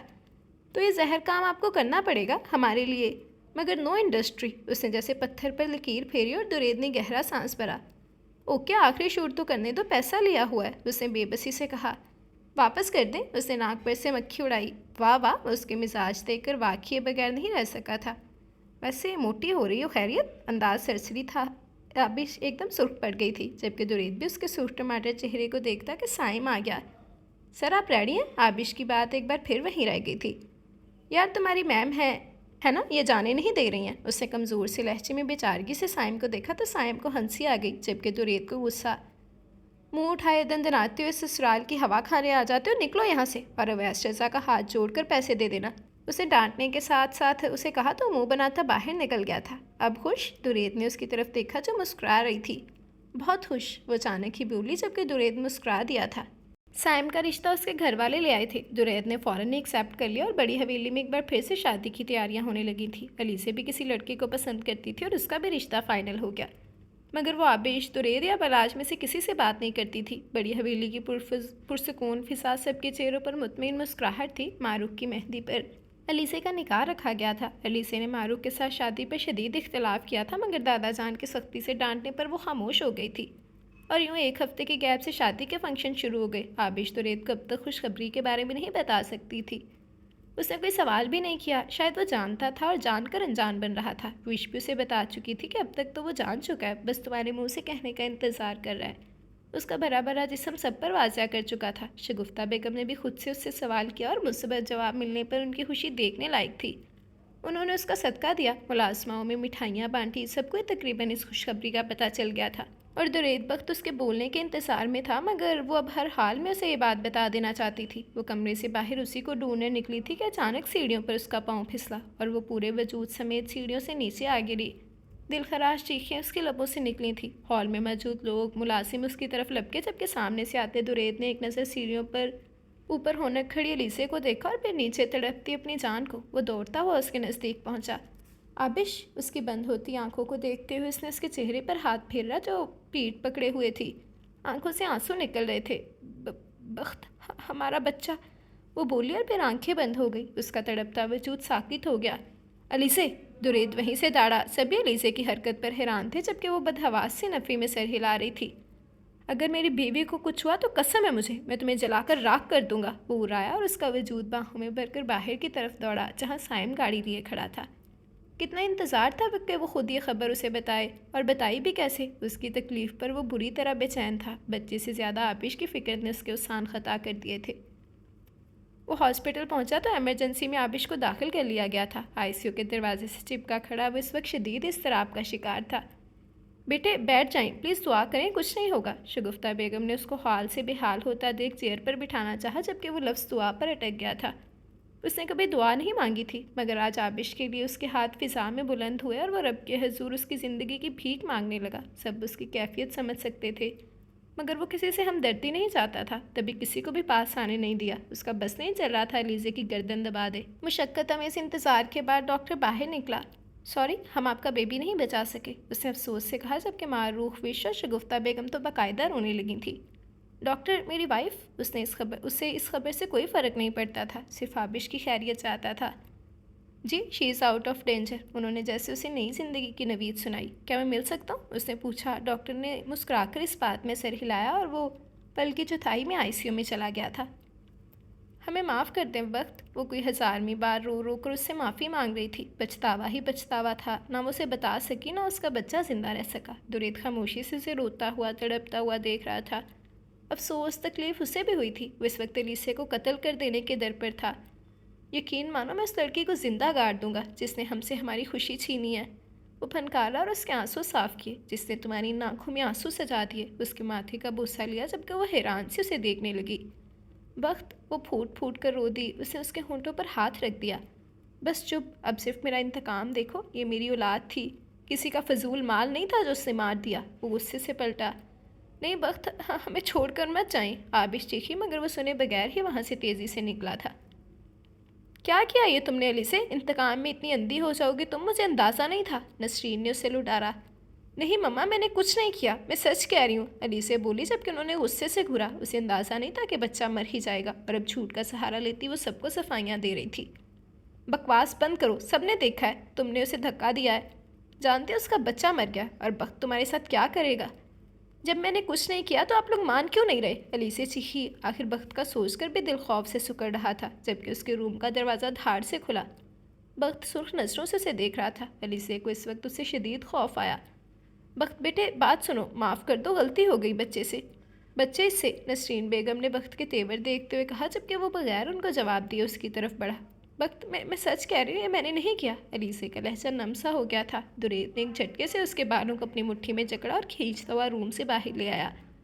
अलीसे अपने आप को छुड़वाने लगी, जबकि नसरीन उनके पीछे पीछे निकली। घर के तमाम अफराद हॉल में जमा थे। उसने अलीसे को दादा जान के सामने फेंका। आप कोई फैसला करेंगे या मैं इसको शूट कर दूँ? उसने पिस्टल निकाल कर अलीसे पर तानी। दादा जान, मुझे माफ़ कर दे, मैंने ऐसा नहीं चाहा था। अलीसे रोने लगी थी, जबकि सब खामोश खड़े थे। बहुत अफसोस की बात है अलीसे, दादा जान ने नफ़रत से उसकी तरफ देखा। आज ही इसको रुखसत कर दो, ये इसकी सज़ा ही है कि बड़ी हवेली वालों से अब इसका कोई ताल्लुक नहीं, दादा जान ने कहा, जबकि बख्त को दादा जान की ये सज़ा बहुत छोटी सी लगी। बख्त, मैं नहीं दादा जान, मुझसे गलती हो गई, प्लीज़ ऐसे मत करें। अलीसे की जान हवा होने लगी थी। जिसने अलीसे से ताल्लुक़ रखा वो यहाँ से खुद ब खुद चला जाए, दादा जान ने कहा। तो सब भी खामोश हो गए और फिर रफ्ता रफ्ता सब मुड़ गए। किसी को इससे ये तवक्को नहीं थी, जबकि अलीसे सर थामे ज़ोर ज़ोर से रोने लगी। 4 साल बाद उसकी गहरी आंखों ने इन दोनों को ज़बरदस्त खूरी से नवाजा, और फिर उन्हीं गहरी आंखों की चमक मज़ीद बढ़ गई जब उसने अपने हाथ में दबे छोटे बड़े कंचों को देखा, और दूसरे हाथ में सख्ती से दबे एक जिंदा कॉकरोच को जो उसकी मुट्ठी में मचल रहा था, मगर उसने सख्ती से दबाया हुआ था। वो अलीश से कल रात का बदला लेना चाहता था, और अपने मोटे मोटे गोल मटोल भाइयों से भी, जिन दोनों ने अलीश के साथ मिलकर मम से उसको अच्छी खासी डांट पड़वाई थी। ये तो अगर डैड दुरुस्त वक्त पर एंट्री ना मारते तो ज़रूर वो 1-2 झांपड़ आबी से खा चुका होता।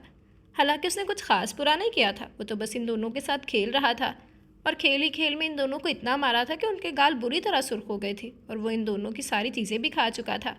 मगर बालाज साहिब के नज़दीक ये कोई इतनी बड़ी बात नहीं थी। वो इन दोनों से भरा था, वो उन्हें मार सकता था, जबकि चीज़ उससे अपनी भूख मिटाने के लिए खाई थी। सारे दिन दूसरों की नाक में दम देकर इस मासूम को भूख भी तो ज़्यादा लगती थी, मगर अलीश हैदर माहम की बेटी और बारी आबिश का बेटा, वो इसलिए क्योंकि उसके 2 भाई अब्दुल बारी और आर्यान आबिश के बेटे थे, और वो अपने डैड का एक इकलौता बेटा था, और डैड की मोहब्बत में वो किसी की शराकत बर्दाश्त नहीं करता था। डैड साहिब सब खुद सबको इग्नोर करके सिर्फ और सिर्फ पलाज के होकर रह गए थे, मगर आबिश के लिए दीवानगी आज भी कायम थी। तभी उनके घर एक और नन्हा मेहमान आने वाला था। और डैड की ख्वाहिश थी कि बेबी गर्ल हो, जबकि मम डैड की हरकत से सख्त आजिज़ आ गई थी। उसने एक बार फिर अपनी शैतानी नज़रों से इन दोनों को देखा जो लॉन में खेलने के लिए उसके पास से गुजरने ही लगे थे कि उसने अपने हाथ की मुट्ठी में भरे कंचों को नामहसूस तरीके से आज़ाद किया तो वह टाइल वाले फर्श पर बिखरते चले गए और उनके साथ साथ उसका मोटा गोल आलू बलाज के बकौल भाई इन कंचों पर फिसलते हुआ आगे चला गया। बलाज ने बमुश्किल अपनी हंसी कंट्रोल किया और अलीश की तरफ देखा जो होंठ निकाले नम आंखों से बारी को रोता हुआ देख रही थी, और इससे पहले वो उसके पास जाती बलाज ने काकरोच को जोर से उसकी तरफ उछाला और काकरोच उड़ता हुआ जाकर अलीश की नाजुक सफ़ेद गर्दन पर चिपक गया। फिर बड़ी हवेली को अलीश की चीखों ने सर पर उठा लिया था। माहम बुखलाई हुई इसी कमरे से बाहर निकली, जबकि बलाज अपना काम इंजाम देकर खामोशी से खिसकना चाहता था, मगर पीछे ही आबिश खड़ी उसे घूर रही थी। माहम ने अब्दुल बारी को भी उठाया जिसकी बड़ी बड़ी आंखों से आंसू बहने के साथ साथ नाक से भी नदी बहे जा रही थी। बलाज ने गुस्से से पहले इन दोनों को देखा और फिर मासूमियत से अपनी माँ को, जो बिल्कुल उसके छोटे भाइयों की तरह गोल मटोल मोटी मोटी सी लगती थी। एक सिर्फ वो और उसके डैडी तो हैंडसम थे यहाँ, और डैड के अलावा विश उसकी सबसे ज़्यादा फेवरेट थी, और दादा जान भी। तब के लिए जब डैड को भी गुस्सा आ जाता, उसे याद था जब वो 3 साल का था तब पहली बार डैड ने उस पर गुस्सा किया था क्योंकि उसकी मम्मा और अपने भाइयों को कमरे से बाहर निकाल कर वो रूम में पतंग उड़ा रहा था जबकि उनके घर आर्यान की पैदाइश होने वाली थी। आबिश की बिगड़ती तबीयत के बायस सुरेद ने बलाज को सख्त गुस्से से डांटा तो दादा जान ने उसकी हेल्प की, इसलिए दादा जान भी उसकी फेवरेट लिस्ट में थे, जबकि माँ को तो वो अपने पीछे पीछे घुमाई रखता था। माँ के हाथ के खाने उसे बहुत पसंद थे। के बलाज बड़ी हवेली के लिए इतनी सी उम्र में ही बड़ी वाली बला बना हुआ था। क्या बदतमीजी थी ये? आबिश ने उसका कान पकड़ के मोड़ा। मम प्लीज़ छोड़ें। उससे रोने की भरपूर एक्टिंग की, मगर आबिश उसकी ड्रामेबाजी खूब समझती थी। माहम भी आज इस नज़रों से 6 साल के फितने को देख रही थी। अलीश खौफजदा सी माहम के पाँव से लिपटी हुई थी, जबकि बारी भी अपने भाई को गुस्से से घूरते हुए अपनी शर्ट से नोज़ी साफ कर रहा था। बलाज कोई लिमिट होती है, आपने हायत बदतमीज़ हो गए हैं। अगर अलीश को कॉकरोच काट लेते और आपने उठाया कहाँ से? डर नहीं लगा आपको? और भाई को ज़्यादा चोट लग जाती फिर? उसका लास्ट मंथ चल रहा था, तभी इतने से बोलने पर ही उसकी सांसें फूलने लगी। उसने उसके कान को छोड़ा और यही मौका था। बलाज ने वहाँ से दौड़ लगा दी अपनी दादी के कमरे में, मगर आज आबिश उसे बिल्कुल छोड़ने वाली नहीं थी। वो एक ही शख्स के काबू में आता था और वो उसके मियाँ साहिब थे, जिन पर उसे शदीद गुस्सा आ रहा था। तुम रेस्ट करो। माहम ने उसकी हालत देखी जो खुद से भी आजिज़ आ चुकी थी, मगर उसके फेस एक्सप्रेशन देखकर माहम को एकदम हंसी आ गई। उसने दोनों बच्चों को समझा बुझाकर बाहर खेलने के लिए भेजा और उसके बराबर में टिक गई। खुदा को मानो आबिश, बस कर दो। अब यूं तो तुम एक पूरी टीम बनाने का इरादा रखती हो। उसने आबिश को गहरी सांस लेते हुए देखा तो मुस्कुराते हुए बोली, जबकि उसने मासूमियत से उसकी तरफ देखा। हमारी नहीं चलती। वो बेबस हुई। वो तो कभी नहीं चलेगी, पता है मुझे। माहम हंसने लगे, जबकि आबिश घूरे बगैर नहीं रह सकी थी। इतने में सरीना भी उधर ही आ गई थी। आबिश तुम खा लो और बलाज के पीछे हलकान मत हुआ करो। सरीना ने अपनी छोटी सी परी को गोद से उतारा जो शादी के काफ़ी टाइम बाद उनके घर हुई थी, और हाशिर सरीना के साथ साथ पूरा घर ही बहुत खुश था। नहीं भाभी, पहले बहुत मोटी हो गई हूँ। भूख तो उसे बहुत लग रही थी, मगर वो कंट्रोल किए बैठी थी। अरे पगली, तुम मोटी हो या पतली, बख्तबाई को तो दिलो जान से पसंद हो, और वैसे भी इस हालत में ही डाइट सूझी है तुम्हें, बच्चे पर असर पड़ता है। कुछ खा लो। कहते साथ ही उसने मेड को आवाज़ देकर स्नैक्स लाने को कहा, जबकि आबिश मुँह बसोर कर रह गई। मसला तो यही था, जुरेद बख्त उसको आधा पागल तो वो कर चुका था, मज़ीद पागल उसकी औलाद बलाज कर रहा था, जबकि उसके दोनों बेटे बिल्कुल उसकी तरह थे, बिल्कुल मासूम गोल मटोल से।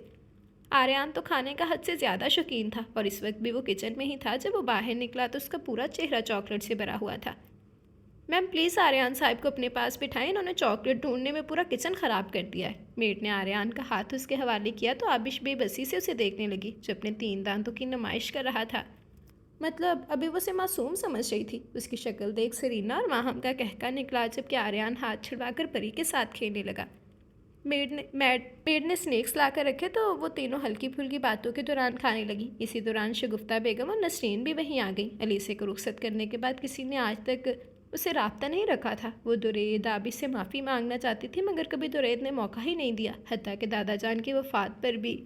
मगर नसरीन चूँकि उसकी माँ थी, उससे राब्ते में रहती थी, जबकि फवाद साहिब दादा जान की वफ़ात के बाद बेगम और बेटे अहमद के साथ दूसरे मुल्क शिफ्ट हो गए थे, लेकिन बेटी से मिलने वो अक्सर आते थे। दूर जाने पर भी बड़ी हवेली से राब्ता नहीं टूटा था। वो सब सुकून से स्नैक्स खा रहे थे।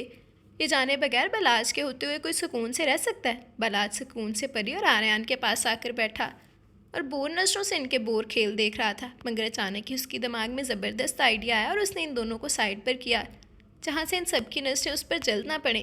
भागकर वो अपने रूम से पेंट बॉक्स लेकर आया और बॉक्स खोलकर उसने इन दोनों के चेहरों को खूबसूरती से रंग दिया था और रंगने के बाद वो अपने कारनामे पर दिलो जान से खुश हुआ। जबकि आर्यन और परी भी खुश नजर आ रहे थे। अब उसका रुख बाहर खेलते इन दोनों की तरफ था। सरीना ने दूर से कारपेट पर घुटनों के बल चलती आती अपनी बेटी को देखा और साथ मुश्किल से कदम भरते आर्यन को। इन दोनों के चेहरे उसकी पहचान से बाहर थे। उसने बलाज को कोसते हुए अपने माथा पीटा जबकि उसकी हरकत पर सबने उसकी जानब देखा। माहम को हंसी आ गई जबकि आबिश को शदीद शर्मिंदगी हुई।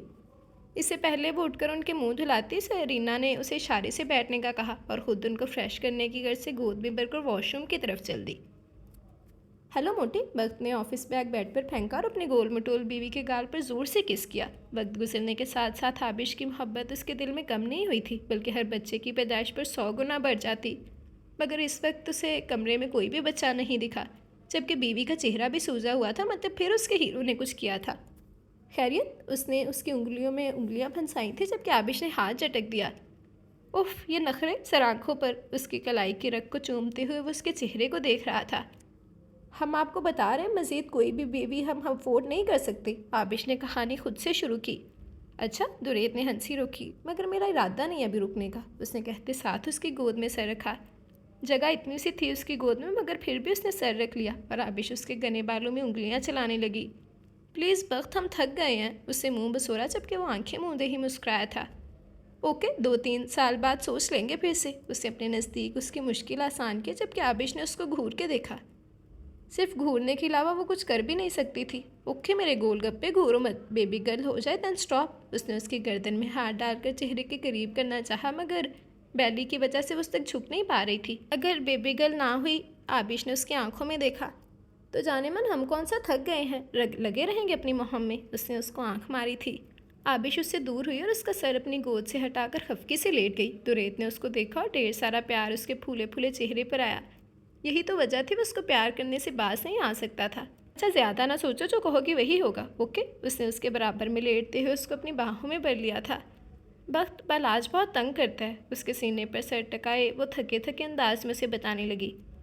तुम्हें तंग करता है? उसने उसके चेहरे पर से बाल हटाकर नरमी से उसके गाल पर उंगलियां फेरी। हमें तंग करे तो बता ना दें हम उन्हें, वो हमारे अलावा पूरे घर को सर पर उठाया होता है और सब बच्चों के साथ जैसे बैर बांध दिया है। उफ, हमसे नहीं संभल रहा, वो रो देने को हुई जबकि बख्त हंस दिया था। तो जाने मन, आप उसको करने दो, पता चलना चाहिए सबको वो बख्त की जान है। डोंट वरी, टेंशन मत लिया करो, मुझ पर तवज्जो दो बस। कहते साथ ही उसने उसको मज़ीद खुद से नज़दीक कर लिया। दोनों की सांसें एक दूसरे में उलझने लगी थी और फिर बख्त की मनमानियाँ बढ़ती गई जबकि वो बलाज की शिकायतें भी ठीक से ना लगा सकती थी। पिछले 6 सालों से यही तो होता आ रहा था। हे डूड, बख्त ने बलाज को देखा जो धाड़ से कमरे का दरवाज़ा खोलकर अंदर आया और एक भाई के सर पर चपत लगाई जो बेड के सहारे से खड़ा होना चाह रहा था, जबकि दूसरा जो भी बिस्तर में ही था उसकी चुटकी काटी जबकि वो टस से मस नहीं हुआ था। बख्त ने अबरूज काकर उसकी तरफ देखा जो पूरे दांत निकाल कर खड़ा हो गया। आबिश भी ये सब देख रही थी। शहजादे, हरकतें सुधार लो, सुना है पूरे घर वालों की नाक में दम दिया हुआ है, वो बड़े प्यार से उससे पूछ रहा था। आबिश का उसके अंदाज पर खून खौल गया। ऐसे भी कोई पूछता है? उसने दुरेत को देखा। इसके तो कान खींचने चाहिए आपको। उसने बलाज को घूरा जो दुरेत के बाजू में छुप गया था। बेबी, मेरे बेटे को तंग करोगी तो तुम जानती हो मैं फिर मेरे तंग करने की लिमिट। उसने मायनी खेस नजरों से उसके सरापे को देखा और बलाज के सर पर प्यार किया जबकि वो बाप की मोहब्बत पर फूले नहीं समा रहा था। बस करें, हद हो गई है। आबिश सुर्ख सी आर्यन को उठाकर वॉशरूम में जाने के लिए मुड़ी। इसको समझा दें, अगर शाह भाई के घर जाकर इसने अरमिश के साथ कोई बदतमीजी की या फाइक को मारा तो मैं सच कह रही हूँ, बलाज सबके सामने पिटोगे। उसने तो रेत को देखते देखते बलाज को भी घूरा और वॉशरूम में चली गई जबकि बारी भी उठ चुका था और वो भी बाप के कंधे पर झूल रहा था। डैड, हम वोकेशन पर कब जाएंगे? बलाज ने बारी के गालों को प्यार से खींचते हुए कहा था। बहुत जल्द। उसने उसको मुस्कुरा कर देखा और बारी को गोद में बिठा लिया। बेटा जी, कम खाया करो, बिल्कुल माँ की कॉपी बन गए। उसने बारी के बुनियान को जो उसकी बैली पर चढ़ रहा था खींचते हुए कहा। मगर ये उसकी बहुत बड़ी गलती थी। उसे सामने आबिश को देखकर अंदाज़ा हो गया था। हम मोटे भी आपकी वजह से हुए हैं और आप ऐसे कहेंगे अब हमें? वो रोने लगी। उससे से आर्यन को भी उसकी गोद में बिठाया और बेड पर मुंह फैलाकर बैठ गई जबकि उसने गहरा सांस लिया। ये तो रोज़ का मामूल था। अब उसकी मोटी को वो मनाने के साथ शर्माने पर भी मजबूर कर देता। शाह के घर पहुंचते ही कुछ ही देर तो बलाज सुकून से बैठा और फिर अरमिश की दोनों पोनियों को खींच खींच कर उसका सर चकरा दिया। जबकि फाइक अपनी बहन को रोता देख उसे मारने बढ़ता तो उस पर भी अपना हाथ साफ करने लगता। मार पिटाई तो उसका फेवरेट मशगला थी। इतने में साइम मारूफ भी वहीं आ गई, छोटे से मांस के साथ, और बलाज अपने एक और शिकार को घूरने लगा, जबकि वो पहले ही उससे डर कर अंदर भाग गया था। अरमिश भी उससे बहुत डरती थी। हाँ, फाइक और वो एक दूसरे से खूब लड़ते थे। वहाँ से वापसी पर आबिश तो रेत को एक बार फिर बलाज की शिकायतें लगा रही थी, जबकि वो गहरी रात में पुरसकून सा ड्राइव करता उसको सुन रहा था। जिंदगी इतनी पुरसकून हो जाए कि उसने कभी नहीं सोचा था। उसकी मोहब्बत में कितनी ताकत थी। बाज़ औक़ात वो सोच कर रह जाता, पहले उसका किसी और का होना और फिर उसका हो जाना। और सबसे बड़ी बात, आबिश के दिल में उसके लिए मोहब्बत, ये सब किसी मोजज़े से कम नहीं था। वो पहले कभी किसी बात पर खुदा का शुक्र अदा नहीं करता था, और आज खुद ब खुद उसके मुंह पर शुक्र के कलमात जारी हो जाते थे। और वो क्यों ना शुक्र अदा करता। अगर उसका रब उसका साथ ना देता तो शायद आज भी वो बेरा रबी का शिकार होता। अक्सर मस्जिद की दहलीज पर कदम रखते ही वो ये सोचता, मगर आज भी वो सिर्फ आबिश की ज़बरदस्ती करने पर नमाज़ पढ़ता, वो भी जुमे की जुमे। लेकिन आगे अच्छे की उम्मीद की जा सकती थी। उसे बड़ी चाह से उसको देखा, जो बहुत नाराज़ होती थी उससे बात बात पर, कभी कभी बेबात भी। जैसे पिछले दिनों वो उससे उस खरगोश की फरमाइश लिए बैठी थी, जिसे वो किसी सूरत पूरा नहीं करने वाला था, और तब तक नहीं बोली थी जब तक दुरेद ने वो फजूल खरगोश नहीं दिए थे। मगर अपनी शर्त मनवा कर के अगर उनकी वजह से वो इग्नोर हुआ तो वो खरगोशों को मार देगा, और इसी डर से आबिश अक्सर उसकी गैर मौजूदगी में खरगोशों को वक्त देती थी। और अब भी वो बात ना सुनने पर नाराज़ होकर बैठी थी। I love you. अचानक ही गाड़ी की खामोश फिजा में उसके फिक्रे गूंजे। आबिश ने उसकी तरफ देखा। वो कभी मुंह से नहीं कहता था कि आबिश उससे मोहब्बत का इजहार करे, और आबिश ने भी कभी नहीं कहा था, मगर उसका दिल अक्सर चाहता था कि कहे, हाँ दुरेद बख्त, तुम अपनी सारी खामियों समेत मेरे दिल में उतर गए हो, मोहब्बत करने लगी हूँ तुमसे। मगर वो इजहार नहीं कर पाती थी, और आज भी उससे इजहार नहीं हुआ। बख्त ने मुस्कुराकर उसका सिर झुकाना देखा, फिर गाड़ी रोक दी। बीच सड़क पर गाड़ी रोकने पर आबिश ने हैरत से देखा। You know, I am much adventurous. उसने उसे अपनी जानब खींचकर उसकी सांसों को खुद में कैद कर लिया। दी एंड। जी, तो ये था हमारा नावल। उम्मीद करती हूँ कि कहानी आप लोगों को पसंद आई होगी। आप लोगों की राय का, आप सबके कमेंट्स का मैं बेसब्री से इंतज़ार करूँगी। अच्छा रिस्पॉन्स दीजिएगा और ज़रूर बताइएगा कि कहानी कैसी लगी, कौन सा किरदार अच्छा लगा, कौन सा बुरा लगा, एंड कैसा लगा स्टोरी का। तो आप लोगों की राय का बेसब्री से इंतज़ार रहेगा। अच्छा रिस्पॉन्स दीजिएगा कि कहानी आपको कैसी लगी, ठीक है। इसके अलावा जिसने अभी तक चैनल सब्सक्राइब नहीं किया है, जल्दी से चैनल सब्सक्राइब कर लें, बेल आइकन दबा दें, ताकि हर आने वाली नई वीडियो आपको मिलती रहे। लाइक, कमेंट और शेयर करना मत भूलें, ठीक है जी। तो नावल का नेम था वो साहिलों की हवा सी लड़की, बाय तानिया ताहिर। इसका सीज़न 1 है ये। इस नावल का सीज़न 2 भी है। अगर आप लोग रिस्पॉन्स अच्छा देंगे, डिमांड आप लोगों की ज़्यादा आई, तो इंशाल्लाह हम इसका सीज़न 2 भी रीड करेंगे, जिसमें बलाज की स्टोरी है, दुरेद बख्त के दूसरे बच्चों की स्टोरीज़ हैं, वो भी बहुत मज़े की स्टोरी है। लेकिन पर्सनली मेरा जो मोस्ट फेवरेट था वो सीज़न 1 है।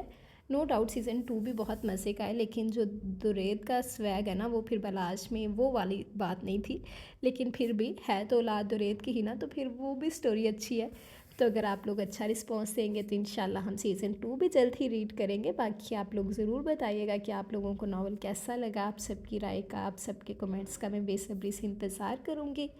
अच्छा रिस्पॉन्स दीजिएगा और ज़रूर बताइएगा कि कहानी आप लोगों को कैसी लगी, ठीक है जी। तो चलिए हम एक दफ़ा अपना कमेंट सेक्शन देख लेते हैं, फिर अपनी वीडियो एंड करेंगे। चलें जी, कमेंट सेक्शन देखते हैं। खदीजा शेख कह रही है नावल नेम। तो जी, नावल का नेम है वो साहिलों की हवा सी लड़की, बाय तानिया ताहिर। देन बुशरा आज़म कह रही हैं अस्सलाम वालेकुम। वालेकुम अस्सलाम बुशरा। बहुत ही ज़बरदस्त एपिसोड सिस्टर। सॉरी कि कल कमेंट नहीं कर सकी, बिज़ी थी। एक साथ थर्ड और आज की एपिसोड सुनी, बहुत ही ज़बरदस्त। और बिल्कुल ठीक कहा आपने कि कुछ नावल ऐसे होते हैं जो दिल से पसंद आते हैं, और हमेशा रीड करें, सुनने में पहले जैसे ही मज़ा आता है। बहुत ज़बरदस्त episode. Thank you so much यारा, ज़बरदस्त नावल के लिए thank you very much Bushra. आपको पसंद आया, मुझे बहुत ज़्यादा खुशी हुई, और बहुत खुशी होती है जब आप लोग अपनी राय का इज़हार करते हैं। तो I am thankful to you कि आपको स्टोरी पसंद आई, मेरी चॉइस पसंद आई। तो आप लोग ज़रूर आज की एपिसोड पे भी अपनी राय का इज़हार ज़रूर कीजिएगा कि लास्ट एपिसोड आप लोगों को कैसी लगी, और नेक्स्ट नावल आप लोग किस तरह का सुनना चाहेंगे। इंशाल्लाह अभी तो कुछ दिन नहीं, लेकिन इंशाल्लाह नेक्स्ट भी हम जब एपिसोड वाइज नावल स्टार्ट करेंगे तो आप लोगों की राय ली जाएगी। या तो फिर हम वो गैंगस्टर बेस्ड नावल स्टार्ट करेंगे, या फिर इसी नावल का सीज़न 2 पहले रीड करेंगे। तो अगर आप लोगों की डिमांड ज़्यादा हुई तो इंशाल्लाह सीज़न 2 भी हम ज़रूर रीड करेंगे।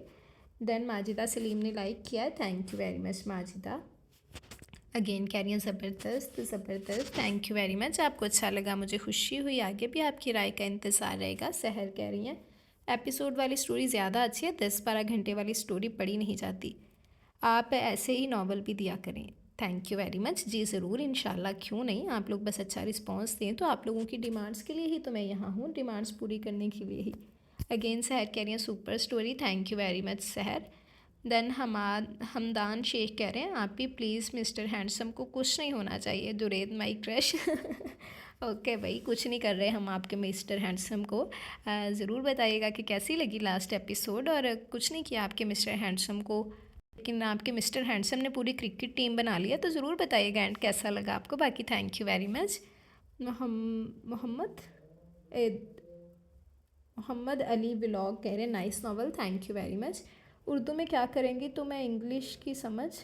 मूसा तारिक क्या कह रहे हैं, I am really sorry but I think सो, आप पूछ रहे हैं कि वो इंग्लिश में आ रहा होगा, तो आप सेटिंग्स में जाकर वहाँ से लैंग्वेज चूज़ करेंगे ना, तो आप सेटिंग्स में जाकर वहाँ पर लैंग्वेज चूज़ करेंगे ना, तो वहाँ ओरिजिनल लैंग्वेज जब करेंगे तो वो उर्दू में हो जाएगा।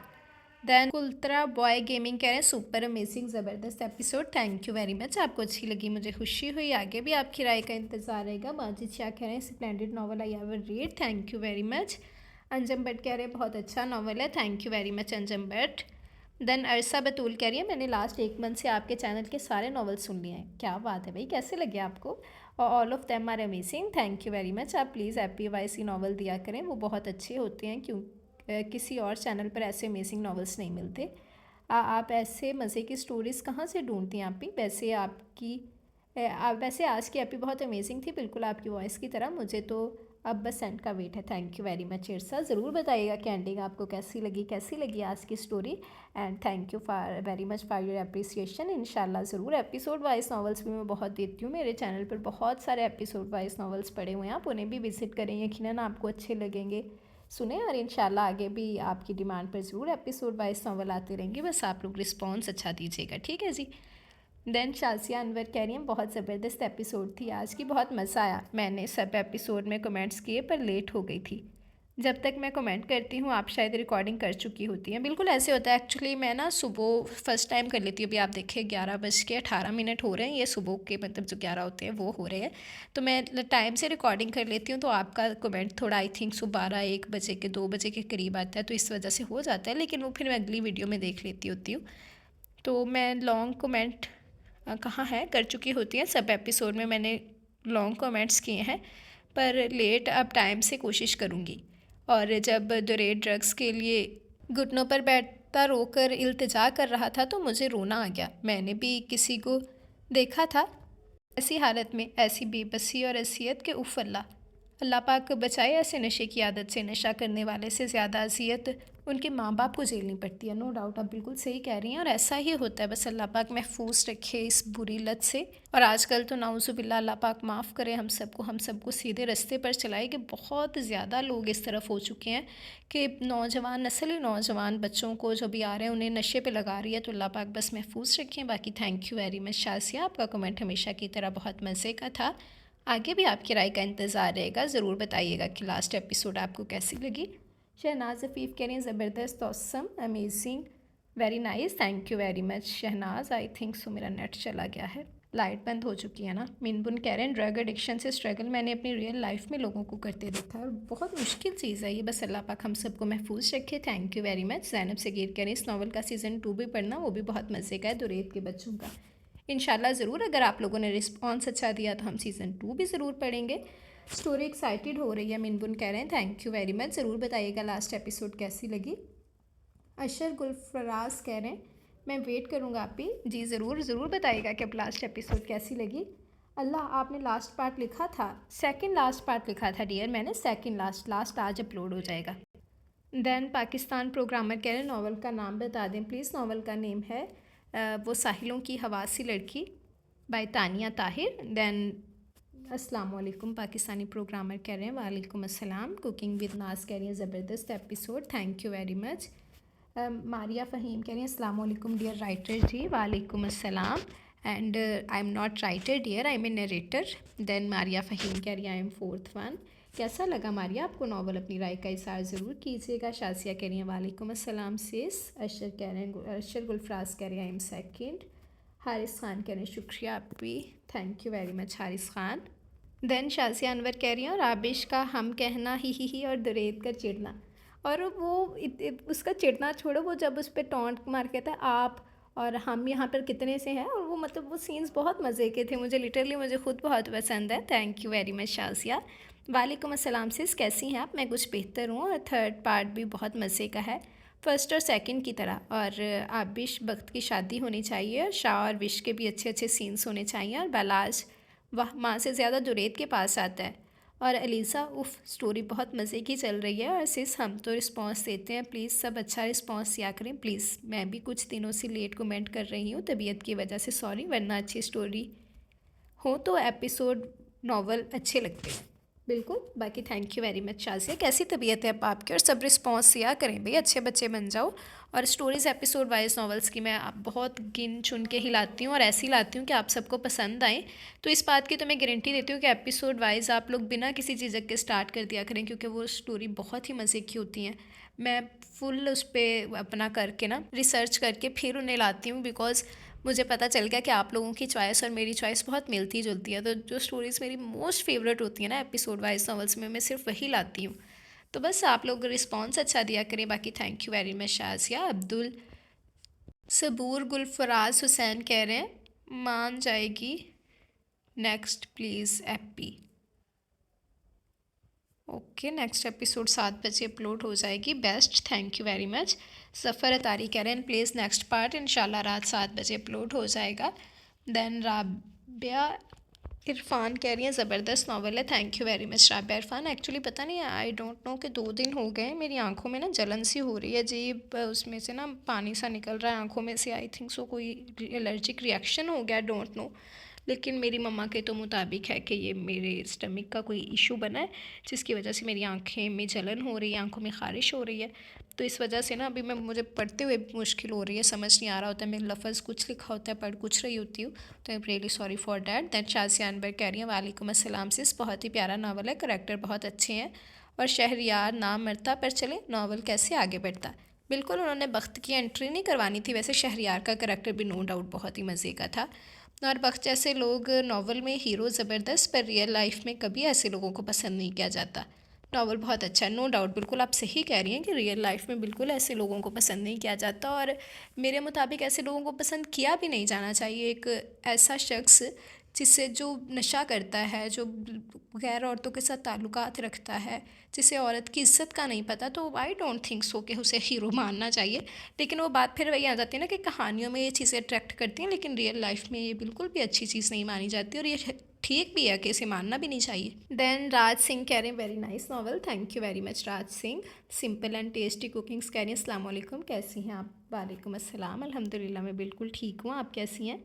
ये मेरा मोस्ट फेवरेट नावल है, पहले भी सुना था पर दोबारा सुन के मज़ा आ गया। थैंक यू वेरी मच, आपको अच्छा लगा, मुझे खुशी हुई। लास्ट एपिसोड पर भी अपनी राय का इज़हार ज़रूर कीजिएगा।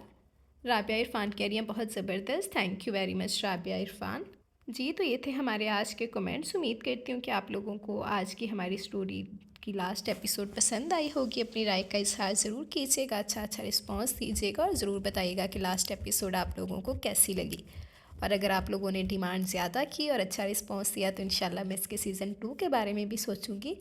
तो तब तक के लिए आप लोग लास्ट एपिसोड एंजॉय करें। अब हम इंशाल्लाह हाजिर होंगे कल नए नॉवल के साथ, नए किरदारों के साथ। तब तक के लिए मुझे इजाज़त दें, दुआओं में याद रखिएगा। अल्लाह हाफिज़।